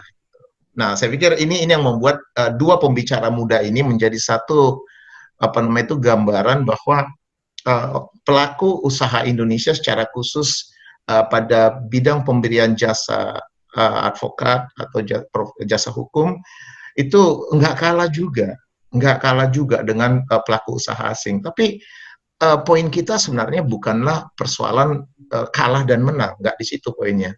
Poinnya adalah paling tidak nih, bagaimana kita bisa melihat bahwa potensi pertumbuhan dari jasa profesi, ya kan, jasa pemberian bantuan hukum, advis hukum di Indonesia itu tumbuh dan berkembang, ya kan, walaupun dia mengalami satu hentakan gitu ya, tapi tetap dia akan tumbuh. Bagi kita fluktuasi naik dan turun gitu ya, itu satu hal yang biasa, itu bagian dari hidup. Tapi harapan itu dia akan tetap berada pada grafik yang naik gitu loh. Nggak boleh harapan itu berada pada grafik yang turun. Fakta boleh naik turun, ya kan? Tapi prediksi grafik dalam bacaan pelaku usaha, dalam bacaan seorang profesional adalah prediksi yang akan terus naik. Sehingga dengan keyakinan, dengan cara melihat grafik itu naik, maka dia akan berpikir dengan cara berpikir yang menarik satu titik yang lebih mudah. Dia nggak ngumpulin semua hal-hal yang susah. Karena kalau kita kumpulin hal-hal yang susah, kita nggak bisa bergerak. Misalnya, bahwa bagaimana sih cara menang kalau harus berprofesi dengan bersih, di mana pengadilan Indonesia buktinya di media aja banyak hakim yang korup. Kalau itu yang kita pikirin, nggak jadi lawyer kita. Ya kan? Bagaimana sih jadi aktivitas kita bergerak aja susah dalam COVID gitu. Kalau itu yang kita pikirin, kita nggak bergerak gitu loh. Kenapa? Karena sebenarnya halangan seperti itu sebenarnya nilainya cuma kecil aja. halangan yang paling besar dari situ adalah bagaimana kita bisa memastikan bahwa pelaku usaha ini akan melihat kita sebagai satu profile, ya kan? Akan melihat dia menjadi satu kekuatan, akan dia melihat kita menjadi satu profesional yang akan diyakini sebagai mitra dia untuk bisa membawa dia pada satu aktivitas berbisnis yang baik dan sehat, dan atau menjadi mitra yang akan mungkin bisa menyelesaikan persoalan jika dia mengalami permasalahan hukum. Itu titik yang terbesar sebenarnya yang menjadi persiapan bagi seorang seorang profesional, seorang advokat. Kalau variasi lapangan itu ya memang dia bunga-bunga, banyak yang nggak enak, banyak enak, tapi itu bukan hanya dialami oleh advokat Indonesia, itu dialami seluruh advokat dunia dengan tingkat variasi. Gitu kan? Misalnya ambil satu contoh nih. Kalau kita bicara tentang doing business, ya kan? Kita bicara tentang enforcing contract. Enforcing contract itu Indonesia masih pada posisi di atas 100. Ya kan? Atau secara keseluruhan kita katakan untuk kita bicara tentang doing business yang di methodology of doing business yang dilakukan oleh Bank Dunia, ya kan, Indonesia itu berada di posisi sekitar 76, 77 dan mengalami pertumbuhan yang sangat luar biasa di zaman Jokowi. Sebelumnya itu 150, itu sekarang 70. Tapi kalau dibandingkan dengan Singapura itu nomor 1 di dunia. Jadi bisa nggak ngebayangin kalau kita bisa melihat antara tingkat kebebasan berbisnis di Singapura atau kepastian berbisnis di Singapura dengan kepastian berbisnis di Indonesia itu antara nomor 1 dengan nomor 76 itu jauh banget. Tapi kalau itu yang kita ambil sisinya, kita akan berada pada posisi inferior. Nah, untuk itu saya pengen memulai dulu karena saya tadi banyak juga baca catatan-catatan dari teman-teman gitu ya. Apa sih profesi kita ini? Ya kan, profesi kita ini kan merupakan ini dikategorikan sebagai satu aktivitas pemberian jasa, gitu, jasa. Jadi banyak sekali, tapi kita bicara specifically soal jasa hukum, gitu. Nah, untuk itu kita melihat bahwa ketika kita memberikan aktivitas jasa hukum, maka kita harus kenali dulu advokat itu pengertiannya apa. Karena banyak orang saya lihat memahami advokat itu nggak lengkap. Bukan salah sebenarnya, nggak lengkap. Dia seakan-akan melihat bahwa profesi advokat itu adalah profesi yang akan digunakan untuk menyelesaikan atau menangani permasalahan. Gitu loh. Jadi banyak orang melihat kalau dia jadi advokat, maka dia adalah orang yang dikategorikan mempunyai kemampuan untuk menyelesaikan permasalahan secara khusus, permasalahan yang masuk melalui lembaga-lembaga hukum, seperti misalnya pengadilan, kejaksaan, kepolisian. Nah, salah nggak ini? Ini nggak salah. Tapi pemahaman ini membuat dia tidak mendapatkan definisi pelaksanaan atau profesi seorang advokat secara penuh. Gitu kan? Nah, ini juga membuat dia memahami advokat menjadi bias, bahwa seakan-akan advokat ini adalah satu pribadi yang sangat kuat, yang sangat yang sangat solid, yang bahkan dari sisi dia seakan-akan lebih dari orang, sehingga apa? Sehingga dia mempunyai kemampuan untuk bisa menyelesaikan permasalahan orang lain. Nah, pemahaman ini membuat banyak advokat menumbuhkan dirinya dengan persepsi itu. Jadi seakan-akan kalau advokat ini tampil dengan kencang suaranya, lalu mukul meja, berteriak, ya kan, menunjukkan bahwa dia nggak pernah takut, atau dia misalnya mukanya dia jelek-jelekin, atau badannya dia jelekin gitu, ini membuat kelihatan dia akan seperti satu profesi, satu pribadi yang akan dikejar orang karena dia kelihatan tampil sangat garang gitu. Ini adalah satu kesimpulan bias yang terjadi di lapangan. Makanya nggak sedikit kita lihat ketika orang berpraktek sebagai seorang advokat, dia menunjukkan sikap-sikap yang emosional, sikap-sikap yang agresif gitu, supaya seakan-akan dia pikir bahwa sifat agresif itulah yang akan menggambarkan kehebatan dia, berteriak di media, misalnya gitu kita. Nah, bisa nggak itu benar? Ya bisa benar, tapi itu bukan gambaran seorang advokat. Itu yang pertama. Yang kedua, bias yang kedua adalah bahwa kadang-kadang orang melihat bahwa profesi advokat ini adalah seakan-akan profesi yang basisnya cuma logik doang. Siapa yang paling tahan bertengkar, kira-kira itulah yang lebih hebat, gitu loh. Ya kan? Siapa yang paling kencang mengatakan pokoknya gitu ya, asal pokoknya aja. Nah, ini kelihatan akan lebih hebat, gitu. Nah, ini memberikan satu gambaran sehingga banyak advokat melihat bahwa kualitas yang diresap dari seorang profesi adalah seakan-akan kualitas pokoknya kalau dia yang menunjukkan dia jago debat. Gitu loh. Jago debat. Ini membuat banyak orang kadang-kadang suka joke, ini joke ya, ibu-ibu, kalau anaknya suka ngejawab, dia bilang, lu cocoknya jadi advokat lo. Kenapa? Karena kerja lu ngejawab doang. Gitu loh. Jadi seakan-akan bahwa advokat ini adalah profesi orang-orang yang jago bicara dan jago ngeles. Nah, ini juga tergambar dalam universitas-universitas. Banyak sekali kalau kita lihat di Indonesia ya relatif yang paling mudah itu adalah membuka fakultas hukum. Membuka fakultas hukum. Jadi saya mau koneksikan ini secara praktikal dengan data Bobby tadi dan juga penjelasan dari Boni tadi, ya kan? Di sini kadang-kadang universitas nggak jelas juga ininya. Yang paling pertama dibuka fakultas hukum, udah dibuka fakultas hukum, dia terima lagi catat bahwa terima pindahan gitu, ya kan? Dan banyak sekali kita lihat fakultas hukum nggak punya perpustakaan, nggak punya basis riset.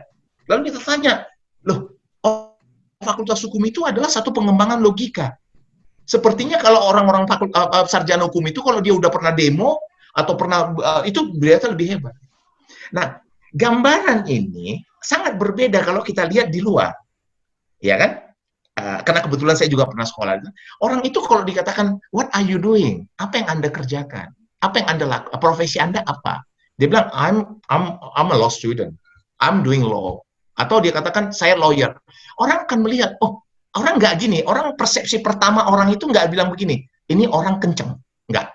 Ini orang persepsi orang nggak bilang, ini orang pasti jago muternya. Nggak. Pasti orang pertama sekali akan berpikir, ini pasti orang pintar.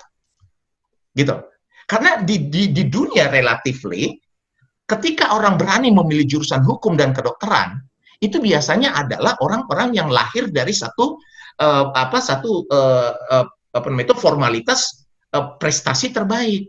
Jarang orang berpikir kalau bukan lulusan-lulusan terbaik itu mengambil hukum. Gitu. Nah, kalau kita kadang-kadang kalau kita lihat faktanya di sini, ya begitu aja fakultas hukum dibuka-buka, orang kadang-kadang iseng, ya masuk fakultas hukum, ya kan? Jadi jangan heran kalau sekarang menjadi fakultas hukum itu seperti begitu aja, orang bisa semua. Nah, lalu apakah membuat bahwa fakultas hukum dari universitas terbaik akan mempunyai kualitas lebih hebat dari yang bukan terbaik? Tidak.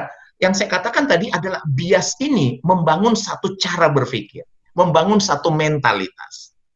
Gitu kan? Jadi kadang-kadang orang bilang, kalau kita bisa menyelesaikan lama, kenapa harus sebentar? Ya kan? Karena orang berpikir, kalau sebentar, misalnya contohnya, kelihatannya nggak adjusted terhadap fee. Apalagi kalau di hourly basis, kalau bisa lama-lama ini. Ya kan? Atau misalnya, kalau misalnya kelihatan begitu saja, sepertinya fee-nya cocok untuk besar. Hal-hal seperti itu adalah satu sasaran-sasaran pendek, ya kan? Sasaran-sasaran pendek sebenarnya dia tidak akan berakumulasi menjadi satu kecantikan paripurna, menjadi satu kualitas paripurna. Yang mau saya sampaikan dari kelemahan dari bias tadi adalah bahwa seorang advokat dia akan menjadi satu pribadi, ya. Dia akan kenapa? Karena advokat itu adalah profesi. Dia noble, dia bukan bisnis, dia profesi. Ya kan? Betul bahwa advokat itu harus membangun mendapatkan keuntungan untuk membangun aktivitas dan kehidupannya, itu benar. Tapi dia merupakan satu profesi yang membuat kadang-kadang kebebasan pribadinya itu bisa hilang kalau dia berhadapan dengan kepentingan dan kebutuhan pembelaan terhadap orang-orang yang membutuhkannya gitu. Nah, untuk itu seorang advokat dia harus lahir tidak saja dengan kekuatan ilmu yang baik, tapi juga dengan kekuatan mentalitas yang patuh. Teman-teman, bahwa kalau kita lihat, kalau kita bicara tentang aktivitas profesi seorang advokat yang memberikan jasa pada pembelaan hukum, maka kita akan lihat ini pada aktivitas kehidupan pribadi, komersial non-komersial, atau juga pada kehidupan komersial. Nah, sekarang saya geser dulu. Saya bukan tapi saya geser dulu pada aktivitas komersial. Nah, kalau kita lihat, bahkan yang kedua, nah kalau kita lihat profesi advokat, ya, kalau kita lihat kalau kita lihat porsinya, ya, kalau kita lihat porsinya, profesi advokat dalam pengertian sebagai profesional yang mewakili para pihak dalam menyelesaikan perkara, itu cuma 25% dari 100% definisi. Cuma 25%. Misalnya, itu cuma 25% dari aktivitas advokat yang sebenarnya. Aktivitas advokat dalam 100%, ya, dia definisinya begini, tidak saja untuk mewakili para pihak dalam menyelesaikan sengketa yang dialami mereka, baik di luar pengadilan maupun di dalam pengadilan, tapi mewakili dan mendampingi, menjadi mitra atau bagian dari pelaku usaha untuk memastikan pelaku usaha melakukan aktivitas berbisnisnya dengan tepat dan benar. Jadi 75% aktivitas seorang advokat itu duduk bersama menjadi bagian dari pertumbuhan bisnis. Dan ini pasar paling besar. Makanya coba jangan heran. Saya punya kantor cuma 263 meter kalau nggak salah. Ini kantor saya, malah kantornya Boni ini lebih luas dari kantor saya. Beliau ini kantornya kalau nggak salah 600 meter nih. Saya nggak tahu bagaimana dia bayar sewanya. Kantor saya itu cuma 243, saya bayar 970 juta sewanya per tahun. 970 juta. Jadi permanen cost saya udah. Kalau nggak salah, Boni ini kantornya 600 meter nih, di tempat yang paling mahal di Jakarta. Saya ngebayang aja kalau beberapa law firm besar itu kadang-kadang 5 lantai dia punya. 5.000 meter sampai 7.000 meter. Dia sewa dia aja udah segila-gila begitu besar. Bagaimana mereka bisa mendapatkan uang kalau cara berpikirnya adalah cara berpikir mewakili pihak dalam berperkara. Nah, sehingga dia harus menerobos kepada aktivitas perekonomian. Nah, untuk memastikan kita berada pada aktivitas perekonomian, sama seperti kata Bobby tadi, kita harus lihat bahwa hanya dengan pertumbuhan perekonomian yang baiklah profesi advokat itu tumbuh dengan baik. Gitu loh. Misalnya ambil satu contoh. Sekitar 2 bulan yang lalu saya baca koran, prediksi dari Bank Dunia mengatakan sekitar 10 negara ASEAN akan berada pada posisi pertumbuhan ekonomi bahkan zero dan di bawah zero. Bahkan dia sebutkan bahwa Thailand akan berada pada -6, Indonesia tetap akan bertahan melewati 2020 dengan tingkat pertumbuhan ekonomi 2%. Ya kan, dengan tingkat kebutuhan konsumsi lokal akan terus bisa meresap pasar gitu. Nah, ini membuat memang walaupun sangat-sangat mengkhawatirkan, tapi waktu itu kita masih berada 2%, oke gitu ya. Kita masih inilah gitu. Walaupun itu pertumbuhan sangat-sangat menimbulkan keresahan khususnya bagi aktivitas komersial Indonesia. Tapi per pagi ini saya baca, ya kan, itu direvisi menjadi 0%. Indonesia di 2010 akan menjadi 0%.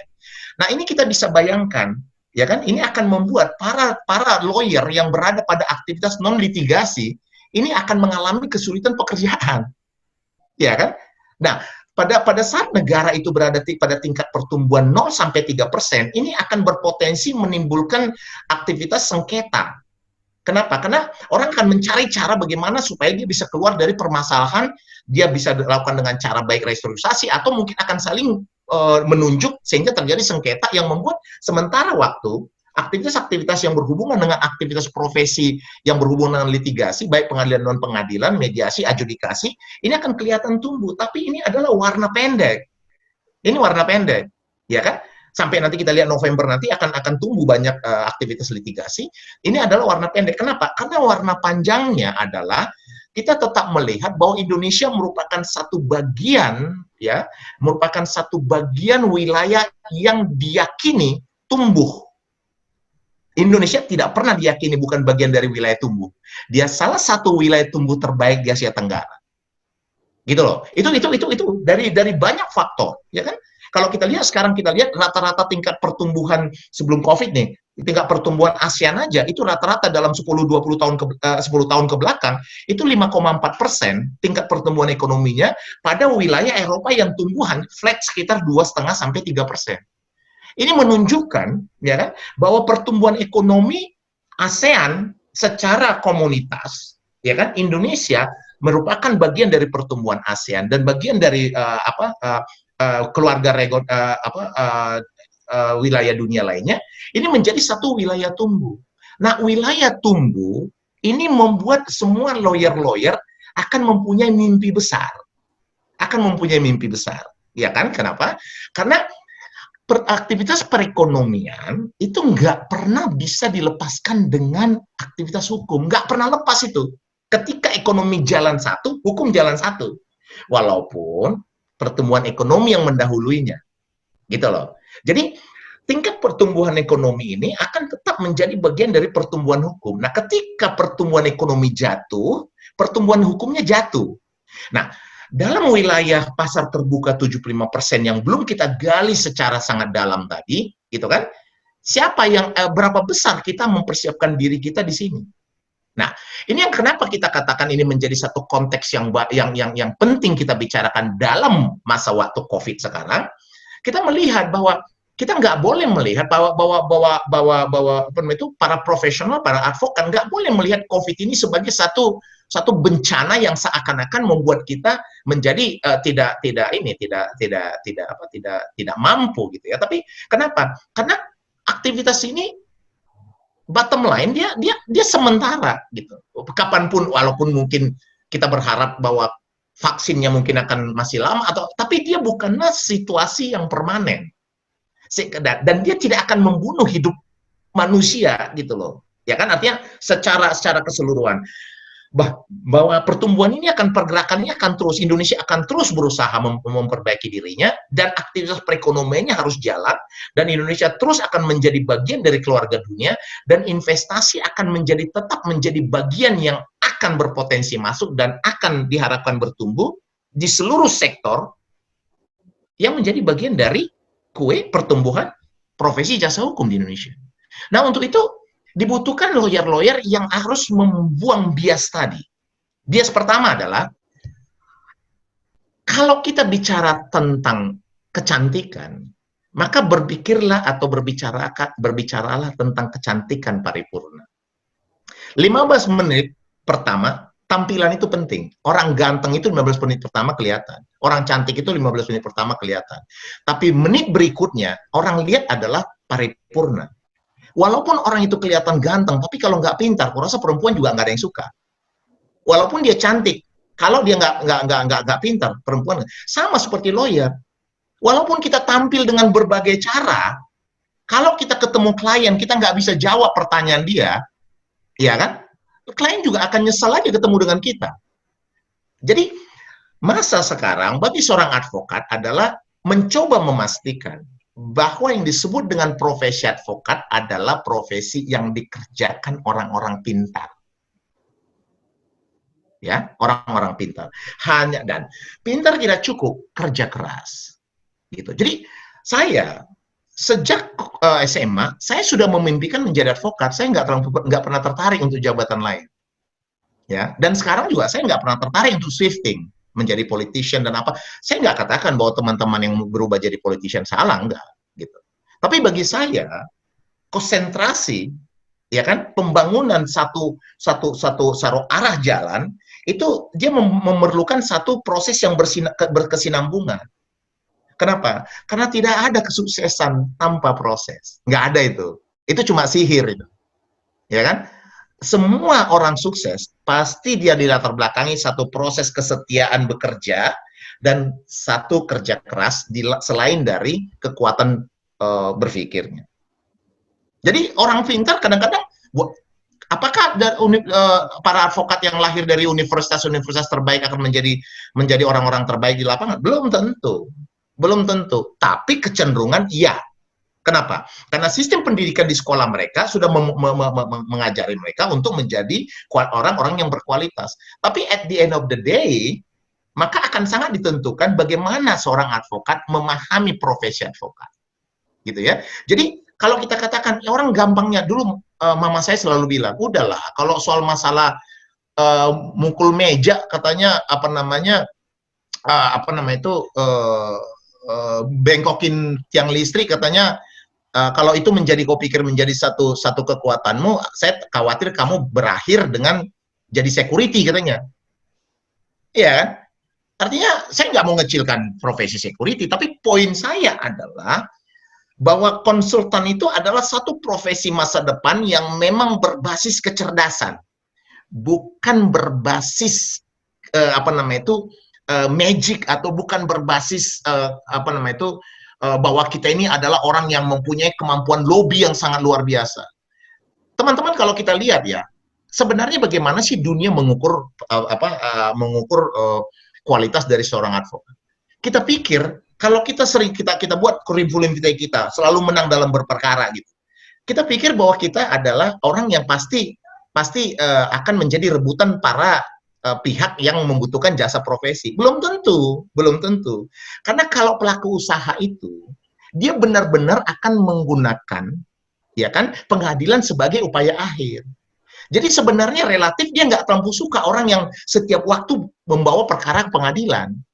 Reputasi seorang advokat yang bisa menunjukkan ke dunia dia bisa menyelesaikan perkara dengan damai, itu akan menjadi satu reputasi yang membuat dia mencorong menjadi profesi-profesi yang disukai oleh pelaku-pelaku usaha. Jadi jangan khawatir untuk bisa menyelesaikan kasus klien kita secara amicable kalau memang itu mampu membuat persoalan itu segera selesai. Kenapa? Karena reputasi jangka panjang akan membuat kita menjadi orang yang mempunyai kemampuan. Bisa nggak kita bertindak curang? Nggak bisa. Kode etik kita udah clear, ya. Kode etik kita udah clear. Nggak usah kode etik. Nggak ada kode etik juga nggak bisa, ya. Apalagi kita punya kode etik. Jadi nggak bisa seorang advokat dia menggambarkan dirinya gitu ya. Ada dua saya katakan. Kalau advokat menggambarkan dirinya, oh saya ini orang hebat, pokoknya saya punya akses ke pengadilan, saya punya akses itu.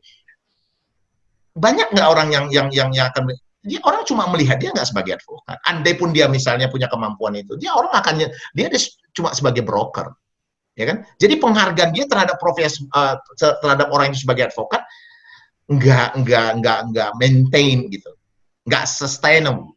Ya, dia hanya melihat ini cuma orang yang bisa. Dan itu juga kalau kita lihat dalam satu negara, ketika orang mempertontonkan dirinya sebagai orang yang memiliki banyak akses, yang mempunyai kemampuan untuk berkomunikasi dengan orang-orang tertentu sehingga mempengaruhi orang tertentu, itu menggambarkan bahwa memang sistem peradilan di wilayah itu nggak baik. Kalau sistem peradilan di wilayah itu baik, itu lawyernya juga nggak akan berani gitu, ya kan? Jadi ini menjadi satu kerja keras dari Indonesia untuk memang memperbaiki satu sistem sehingga itu akan meng-curb atau menahan lawyernya untuk bisa bercerita sesuatu yang nggak penting kecuali dari kemampuan dia secara ilmu dan juga pengalaman dia untuk bisa melakukan pembelaan terhadap kliennya yang bermasalah atau juga melakukan menemani mitra atau klien dalam berusaha. Jadi ini simply persoalan kecerdasan brain dan kecerdasan moral. Ketika seorang advokat melihat itu sebagai satu profesi, maka dia akan melakukan aktivitasnya dengan cara yang lebih baik dan dunia akan mengenal dia. Mungkin kalau kita menang dalam satu perkara, kita mungkin bisa cepat beli mobil, ya enggak? Tapi apakah mobil atau kekayaan menjadi satu tujuan? Kekayaan itu menjadi bagian yang tidak terlepas. Dia integral. Semua orang sukses pasti akan diikuti kecukupan. Don't worry about it. Ya kan? Tinggal berapa besar Anda membangun capacity Anda. Ya kan? Berapa besar. Jadi seorang lawyer dia akan tampil sebagai bintang. Ya. Lawyer yang hebat adalah lawyer yang dicari klien, bukan lawyer yang mencari klien. Ya. Kantor saya 18 tahun, tidak pernah mencari klien. Tidak pernah mencari klien. Dan saya sampai detik ini, klien saya datang semua. Kenapa? Karena memang saya dengan hati-hati, dengan setia membangun kualitas, dengan setia menunjukkan kepada pasar bahwa saya mempunyai kemampuan, dengan setia menjaga reputasi saya dalam waktu 30 tahun. Dan saya berada pada posisi yang setiap waktu, mudah-mudahan, saya selalu tidak pernah kehilangan klien. Dan ketika klien itu datang dalam posisi kasus terkecil sampai kasus terbesar, saya akan layani mereka dengan hati saya. Karena bagi saya, soal rezeki itu urusan Tuhan. Ya kan? Karena saya sangat penting, yang paling penting bagi saya, klien itu bilang, saya baik. Itu aja yang paling penting buat saya. Kalau dia katakan saya baik, dia katakan saya memahami, walaupun dia nggak menggunakan saya, itu saya hanya akan anggap bahwa itu adalah satu proses perjalanan rezeki saya untuk masuk kepada satu proses yang jauh lebih baik. Dan saya nggak pernah khawatir itu. Jadi saya nggak berpikir begini, jangan jawab perkaranya, tunggu tanda tangani kuasa dulu baru kita jawab. Itu cara-cara yang itu ternyata itu artinya kita cuma pengen makan teri aja, enggak. Ya, jadi ketika kita membangun aktivitas konsultasi, ya, walaupun itu badan, tapi kita kan sedang membangun yang disebut dengan persepsi institusi. Seperti misalnya Ricardo dan Ricardo Simanjuntak and Partners, itu dua hal yang berbeda. Ricardo pribadi, Ricardo Simanjuntak and Partners itu adalah institusi. Nah, saya akan bangun persepsi institusi saya, ya kan, bersamaan dengan saya. Nah, ketika dalam waktu 17 tahun, saya hampir 30 tahun jadi advokat, masa semua reputasi itu saya, misalnya pribadi saya tiba-tiba ada apa-apa, itu kan akan meruntuhkan institusi. Ya, jadi sayang, maka seorang advokat, dia harus menjaga dirinya. Dia harus menjadi pelopor untuk ekonomi bersih. Pelaksanaan hukum bersih. Kenapa? Karena ketika hukum itu kotor, pertumbuhan ekonomi itu nggak akan pernah naik. Memang betul sasaran-sasaran pendek dapat. Memang betul beli mobil bisa. Memang betul. Tapi kita kan butuh dari situ. Ketika orang masuk kepada satu kecukupan, dia akan mencari wilayah yang lebih besar. Ya kan? Nah, dunia itu bukan mimpi ilusif lagi. Dunia itu bukan mimpi ilusif, dunia itu udah menjadi tempat tinggal. Inilah jawaban saya secara khusus terhadap teman yang dari Makassar. Ya kan? Tadi ditanya, apakah saya dari Makassar bisa sukses di Jakarta? Sekarang ini nggak ada lagi Jakarta. Dan bahkan nggak ada lagi Indonesia. Yang ada dunia. Ya kan? Kenapa? Karena semua sekarang sudah masuk kepada pergeseran dari dunia nyata ke dunia maya. Semua orang bisa dihubungi melalui maya. Tempat tinggal doesn't matter. Persoalannya adalah, apakah Anda telah mempersiapkan diri Anda pada kualitas kompetisi dunia? Itu dia intinya. Jadi nggak bisa kita katakan, kenapa bule nggak mau pakai saya? Itu pertanyaan yang nggak akan pernah ada ujungnya. Kenapa saya nggak dibayar pakai dolar? Itu nggak perlu ditanya. Kenapa ke orang lain itu bayarannya hebat banget, kok saya nggak hebat-hebat? Itu nggak perlu ditanya. Iya kan? Yang perlu dilakukan adalah lakukan ya pembangunan diri dengan baik, konsisten, ya kan, setia. Kenapa? Karena satu yang nggak akan pernah salah. Pasar itu adalah paling jujur. Pasar itu nggak bisa ditipu. Walaupun kita tiap hari teriak-teriak seakan-akan kita hebat, ketika kita ketemu klien kita nggak bisa kasih solusi, dia kabur. Ya, apalagi kalau kita bermimpi tentang klien-klien dunia multinasional. Ya, mereka akan bicara tentang kebersihan. Kalau mereka lihat reputasi dari lawyer itu nggak bersih, mereka nggak mau. Mungkin ini sebagai informasi, banyak perusahaan-perusahaan dunia ketika dia memasuki Indonesia untuk mencari lawyer, dia nggak langsung masuk. Dia akan menggunakan semacam headhunter begitu untuk melakukan penelitian terhadap lawyer tertentu. Kenapa? Karena mereka punya dua kekhawatiran. Pertama, mereka tidak mau terjebak kepada corruption attitude yang mereka juga di negara mereka secara sangat kuat dan juga mereka nggak mau masuk pada aktivitas yang berbasis berhubungan dengan aktivitas drug atau corruption dan lain-lain. Nah, ini membuat teman-teman bahwa sangat diperlukan pribadi-pribadi yang bagus, yang clean, yang berada di pasar dengan tingkat kemampuan yang stabil untuk dunia bisa mengenal dia. Nah, bagaimana seorang advokat dikenal dunia? Gitu kan? Nah, kalau kita lihat sekarang tingkat pertumbuhan investasi Indonesia ini ya, yang selalu tiap hari digeber itu adalah ekspor impor. Gitu. Jadi kita dipaksa atau berupaya untuk mengekspor sekarang ini supaya ada pengganti, artinya ada income masuk dalam bentuk mata uang asing yang akan masuk sebagai penghasilan dari negara ini. Dan di sisi lain kita juga bukan impor, maaf, kita minta para investor untuk investasi di Indonesia. Jadi banyak wilayah sekarang kita siapkan sebagai fasilitas-fasilitas ekstra, ya kan, untuk memberikan masukan pada para investor. Nah, ketika seorang investor asing masuk ke Indonesia, apa pertanyaan pertama mereka? Apakah saya akan beruntung di Indonesia? Bukan. Bukan itu. Kalau untung itu sudah merupakan bagian atau profit itu bagian dari berbisnis. Itu hitungannya para akuntan, para konsultan pengembangan pasar itu jagonya. Mereka akan pertama yang mereka tanya, seberapa aman saya di Indonesia? Nah, ketika mereka tanya seberapa aman saya di Indonesia, maka itu pertanyaan itu akan menusuk detail dari seluruh aktivitas tadi. Dari mulai seberapa aman saya meletakkan investasi saya, masuk ketentuan BKPM, seberapa besar saya untuk mendapatkan wilayah untuk membangun pabrik saya, masuk hukum pertanahan, seberapa besar saya dalam upaya untuk mengembangkan para buruh saya, hukum perburuhan, pembayaran pajak, ini semua akan satu, ini semua masuk semua ini. Nah, hanya lawyer-lawyer yang punya kemampuan untuk menjawab itu dengan clear, yang akan mendapat kesempatan untuk digunakan. Nah, bagaimana caranya? Orang asing nggak kenal. Kenapa? Karena dia sama aja. Kalau kita sekarang mau investasi ke Afrika, emang siapa yang kita kenal? Nggak ada yang kita kenal di Afrika. Ya kan? Sama semua hitamnya. Sama seperti kita, sama semua kulitnya. Di mata orang asing, orang Indonesia, bahkan dia bedain orang Indonesia dengan Malaysia, dia nggak bisa. Semua sama. Modelnya sama, karena memang bentuk kita sama. Ya kan? Pasti itu akan dikenal dengan banyak pembawa. Pertama, dia akan kenal itu secara khusus melalui law firm besar yang menjadi lawyer dari klien multinasional tadi. Umumnya perusahaan-perusahaan multinasional itu sudah punya corporate law firm yang gede-gede, ya kan? Lalu kemudian dia juga akan dikenal dari rekomendasi-rekomendasi orang-orang tertentu yang mengenal.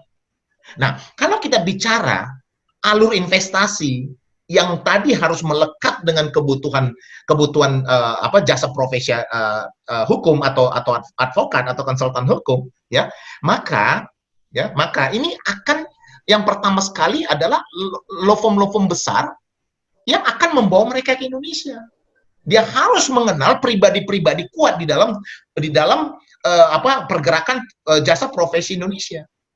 Sama seperti Boni tadi, sama seperti Bobby tadi, mereka menunjukkan diri mereka di dunia. This is I am, ya.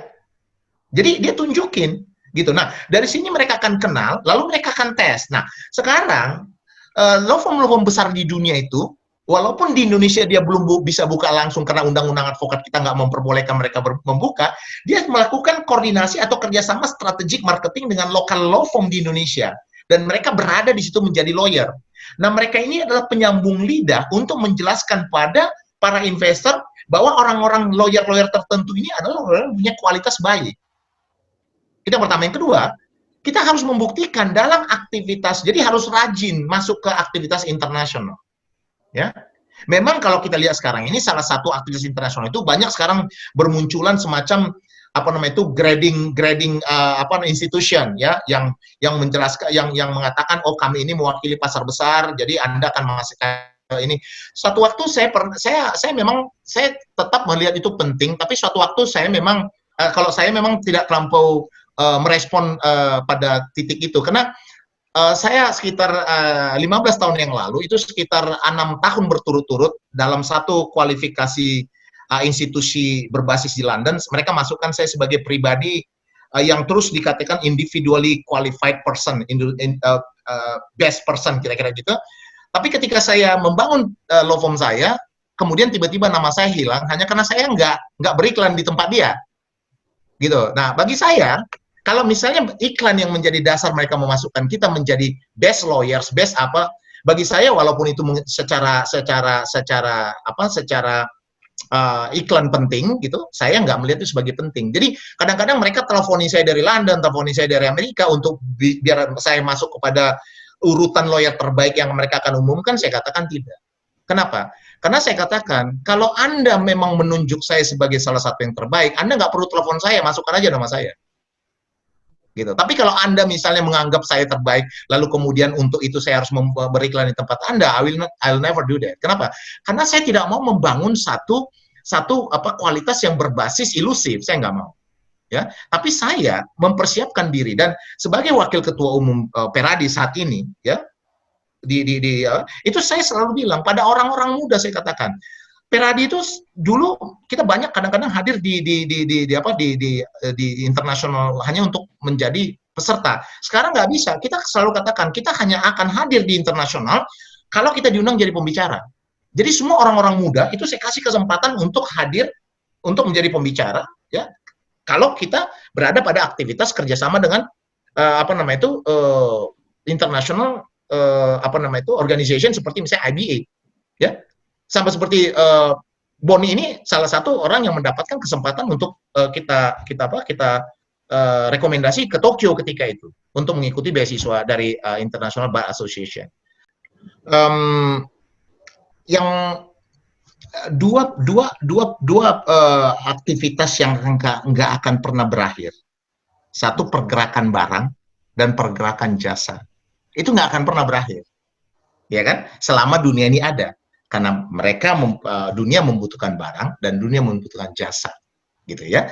Nah, ketika kita masuk kepada aktivitas kebutuhan jasa, maka dia akan masuk pada jasa yang dibutuhkan secara hukum, untuk hukum, ya kan. Jasa nanti kan ada lagi misalnya teks apa gitu. Kita bicara soal hukum. Maka akan dibutuhkan, sangat dibutuhkan dan semakin dibutuhkan oleh pelaku usaha, tidak semata-mata untuk ketika dia mengalami permasalahan, tidak. Apalagi kalau dia perusahaan-perusahaan yang besar, yang dia sudah lintas batas. Yang paling pertama ditanyakannya bukan bagaimana saya menang berperkara, enggak. Bagaimana supaya saya enggak berperkara, itu yang dia tanya. Jadi advokat-advokat yang hebat adalah advokat yang bisa memberikan solusi bagaimana pelaku usaha itu bisa dengan tenang dan pasti berusaha di Indonesia karena dia telah melakukan seluruh aktivitasnya sesuai dengan hukum. Nah, ini akan menjadi potensi yang sangat besar, ya kan? Tidak saja bagi law firm asing yang melakukan aktivitas di Indonesia, tapi dia juga akan meregenerasi terhadap sumber-sumber daya manusia lokal kita. Artinya yang bisa mendapat ini adalah orang-orang yang mempunyai kemampuan ilmu terhadap aktivitas korporasi, terhadap aktivitas komersial secara keseluruhan. Teman-teman, nggak ada orang yang pintar, yang mampu semuanya, itu bohong. Ya kan? Jadi jangan hadirkan dirimu sebagai orang yang mampu semuanya, walaupun bisa mengerjakan semuanya. Gitu loh. Jadi keahlian itu penting. Jadi kasih orang supaya mudah mengidentifikasi kita. Misalnya ahli kepailitan. Nah, kalau berani bilang dirinya ahli kepailitan, maka kenali kepailitan seakurasi mengenal jari. Jadi jangan masih buka buku, ya. Harus mampu menjelaskannya tidak saja dalam konteks undang-undang, tapi juga pertumbuhan praktek termasuk jurisprudensi. Kalau cuma hanya menghafal undang-undang, ya nggak usah sarjana hukum juga semua orang bisa baca undang-undang. Emang undang-undang susah bacanya, ya. Jadi kemampuan berpikir hukum itu yang penting. Jadi seorang ahli itu dia harus mampu tidak hanya menjawab undang, tapi dia memberikan satu solusi dalam koridor hukum. Jadi nggak bisa kita katakan, waduh di negara ini nggak bisa Pak, berat itu Pak. Kalau cuma berat aja, dia juga ngapain pakai kita? Ya, tapi harus ada. Kenapa? Karena hukum itu adalah instrumen keteraturan yang bergerak. Dia bergerak. Dia akan terus mencari satu solusi, mengikuti dan memakukan aktivitas bisnis tadi. Sementara bisnis tadi akan terus berjalan. Kenapa? Karena logika hukum dan logika bisnis itu berbeda. Hukum itu tentang kepastian. Bisnis itu tentang kesempatan. Nggak akan pernah ketemu ini. Makanya departemen dengan marketing departemen ini akan berkelahi terus. Kenapa? Karena kalau orang-orang pemasaran dia akan bilang jangan ketemu orang hukum. Bisnis nggak bakalan jadi, asal diskusi aja kerjanya. Ya kan? Sementara orang hukum bilang hati-hati Anda berbisnis, Anda harus tepat hukum. Nah, gitu. Nah, makanya dikatakan ahli hukum yang baik adalah bukan orang yang hanya mengeluarkan kata hati-hati, dangerous, ntar dulu. Kalau itu semua orang nggak usah sekolah hukum juga bisa mengeluarkannya. Seorang hukum yang hebat harus tetap menyediakan jawaban di tangannya dengan jawaban how. Itu baru Anda hebat. Nah, how itu jangan lagi dikasih miss.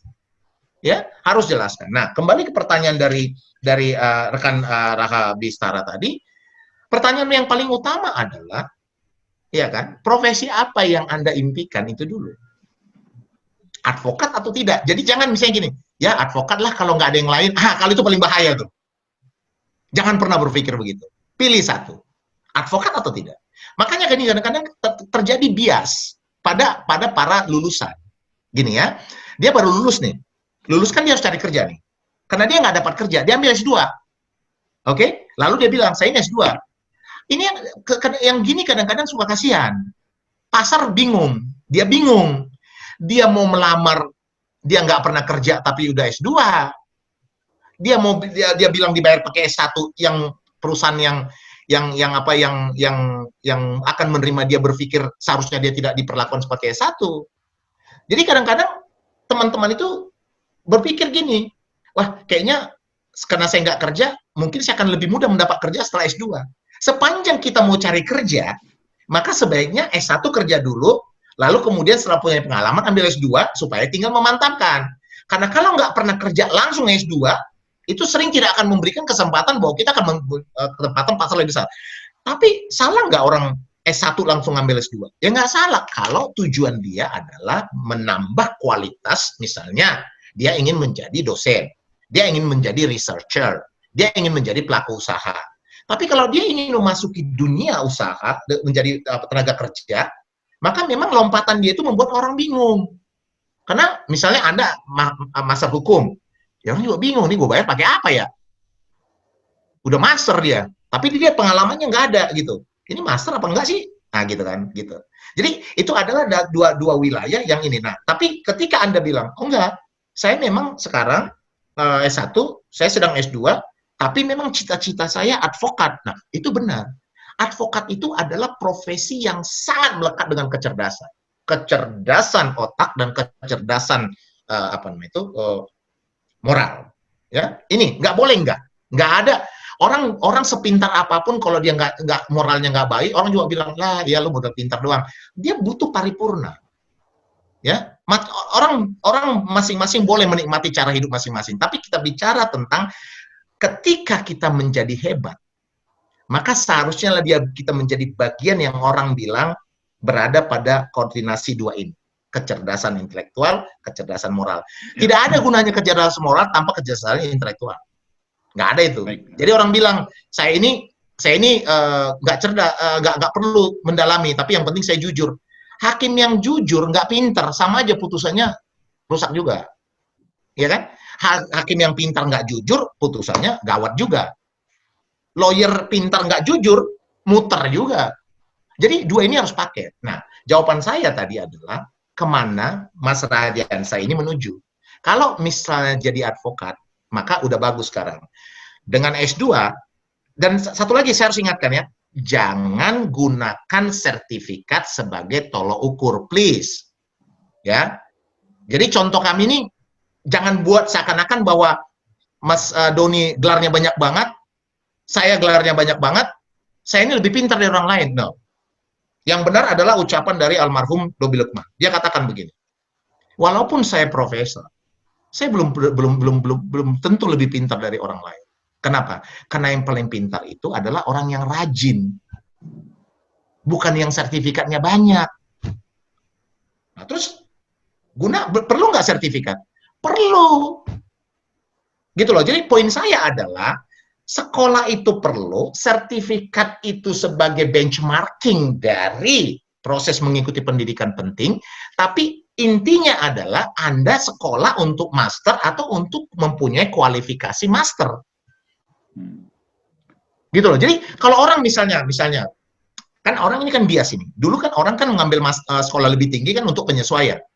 Bagi seorang advokat nggak perlu gelar, Nggak perlu master, maaf, nggak perlu master. S1 cukup. Kenapa? Karena itu akan sangat membutuhkan kemampuan dia untuk bisa menggali. Lah, terus master perlu, kalau dia master apa? Ya plus, sepanjang masternya bukan master, ya kan, cuma daftar doang, baru besok wisuda. Nah, sebenarnya tergantung berapa kualitas sertifikat tanah di tangan kita, kan cuma kita yang tahu, ya kan?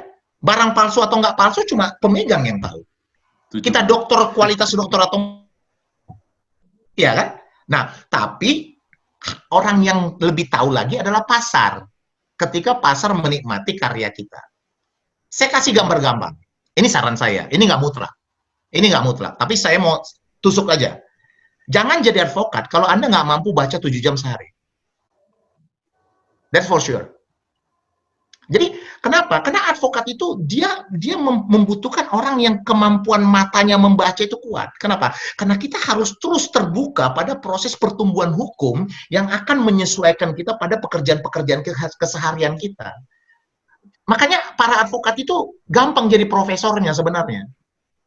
Gampang jadi doktornya. Kenapa? Karena dia berkiprah tiap hari itu dengan materi-materi yang sebenarnya walaupun dia tidak akademis, walaupun orang bilang dia praktikal gitu, empiris, tapi sebenarnya dia mempunyai konsekuensi rajutan akademis. Nah, tapi kalau kita bicara tentang bias hanya dalam blue sky screen aja, blue sky screen tahu nggak ya? Jadi hanya alat formalitas aja, ya itu kan pilihan masing-masing. Gitu. Jadi saran saya, ketika Mas Radiansa ini udah master, pastikan jangan lihat dari IP Anda, karena nggak ada IP master di bawah 3. Semua 3 di S3 IP master. Tidur pun di S3. Ya, jadi jangan, artinya dalami dengan baik. Baca buku dengan baik. Lalu kemudian bangun kekhususan. Oke, dengati pasar. Ikuti ketentuan itu untuk menjadi advokat yang baik. That's my advice.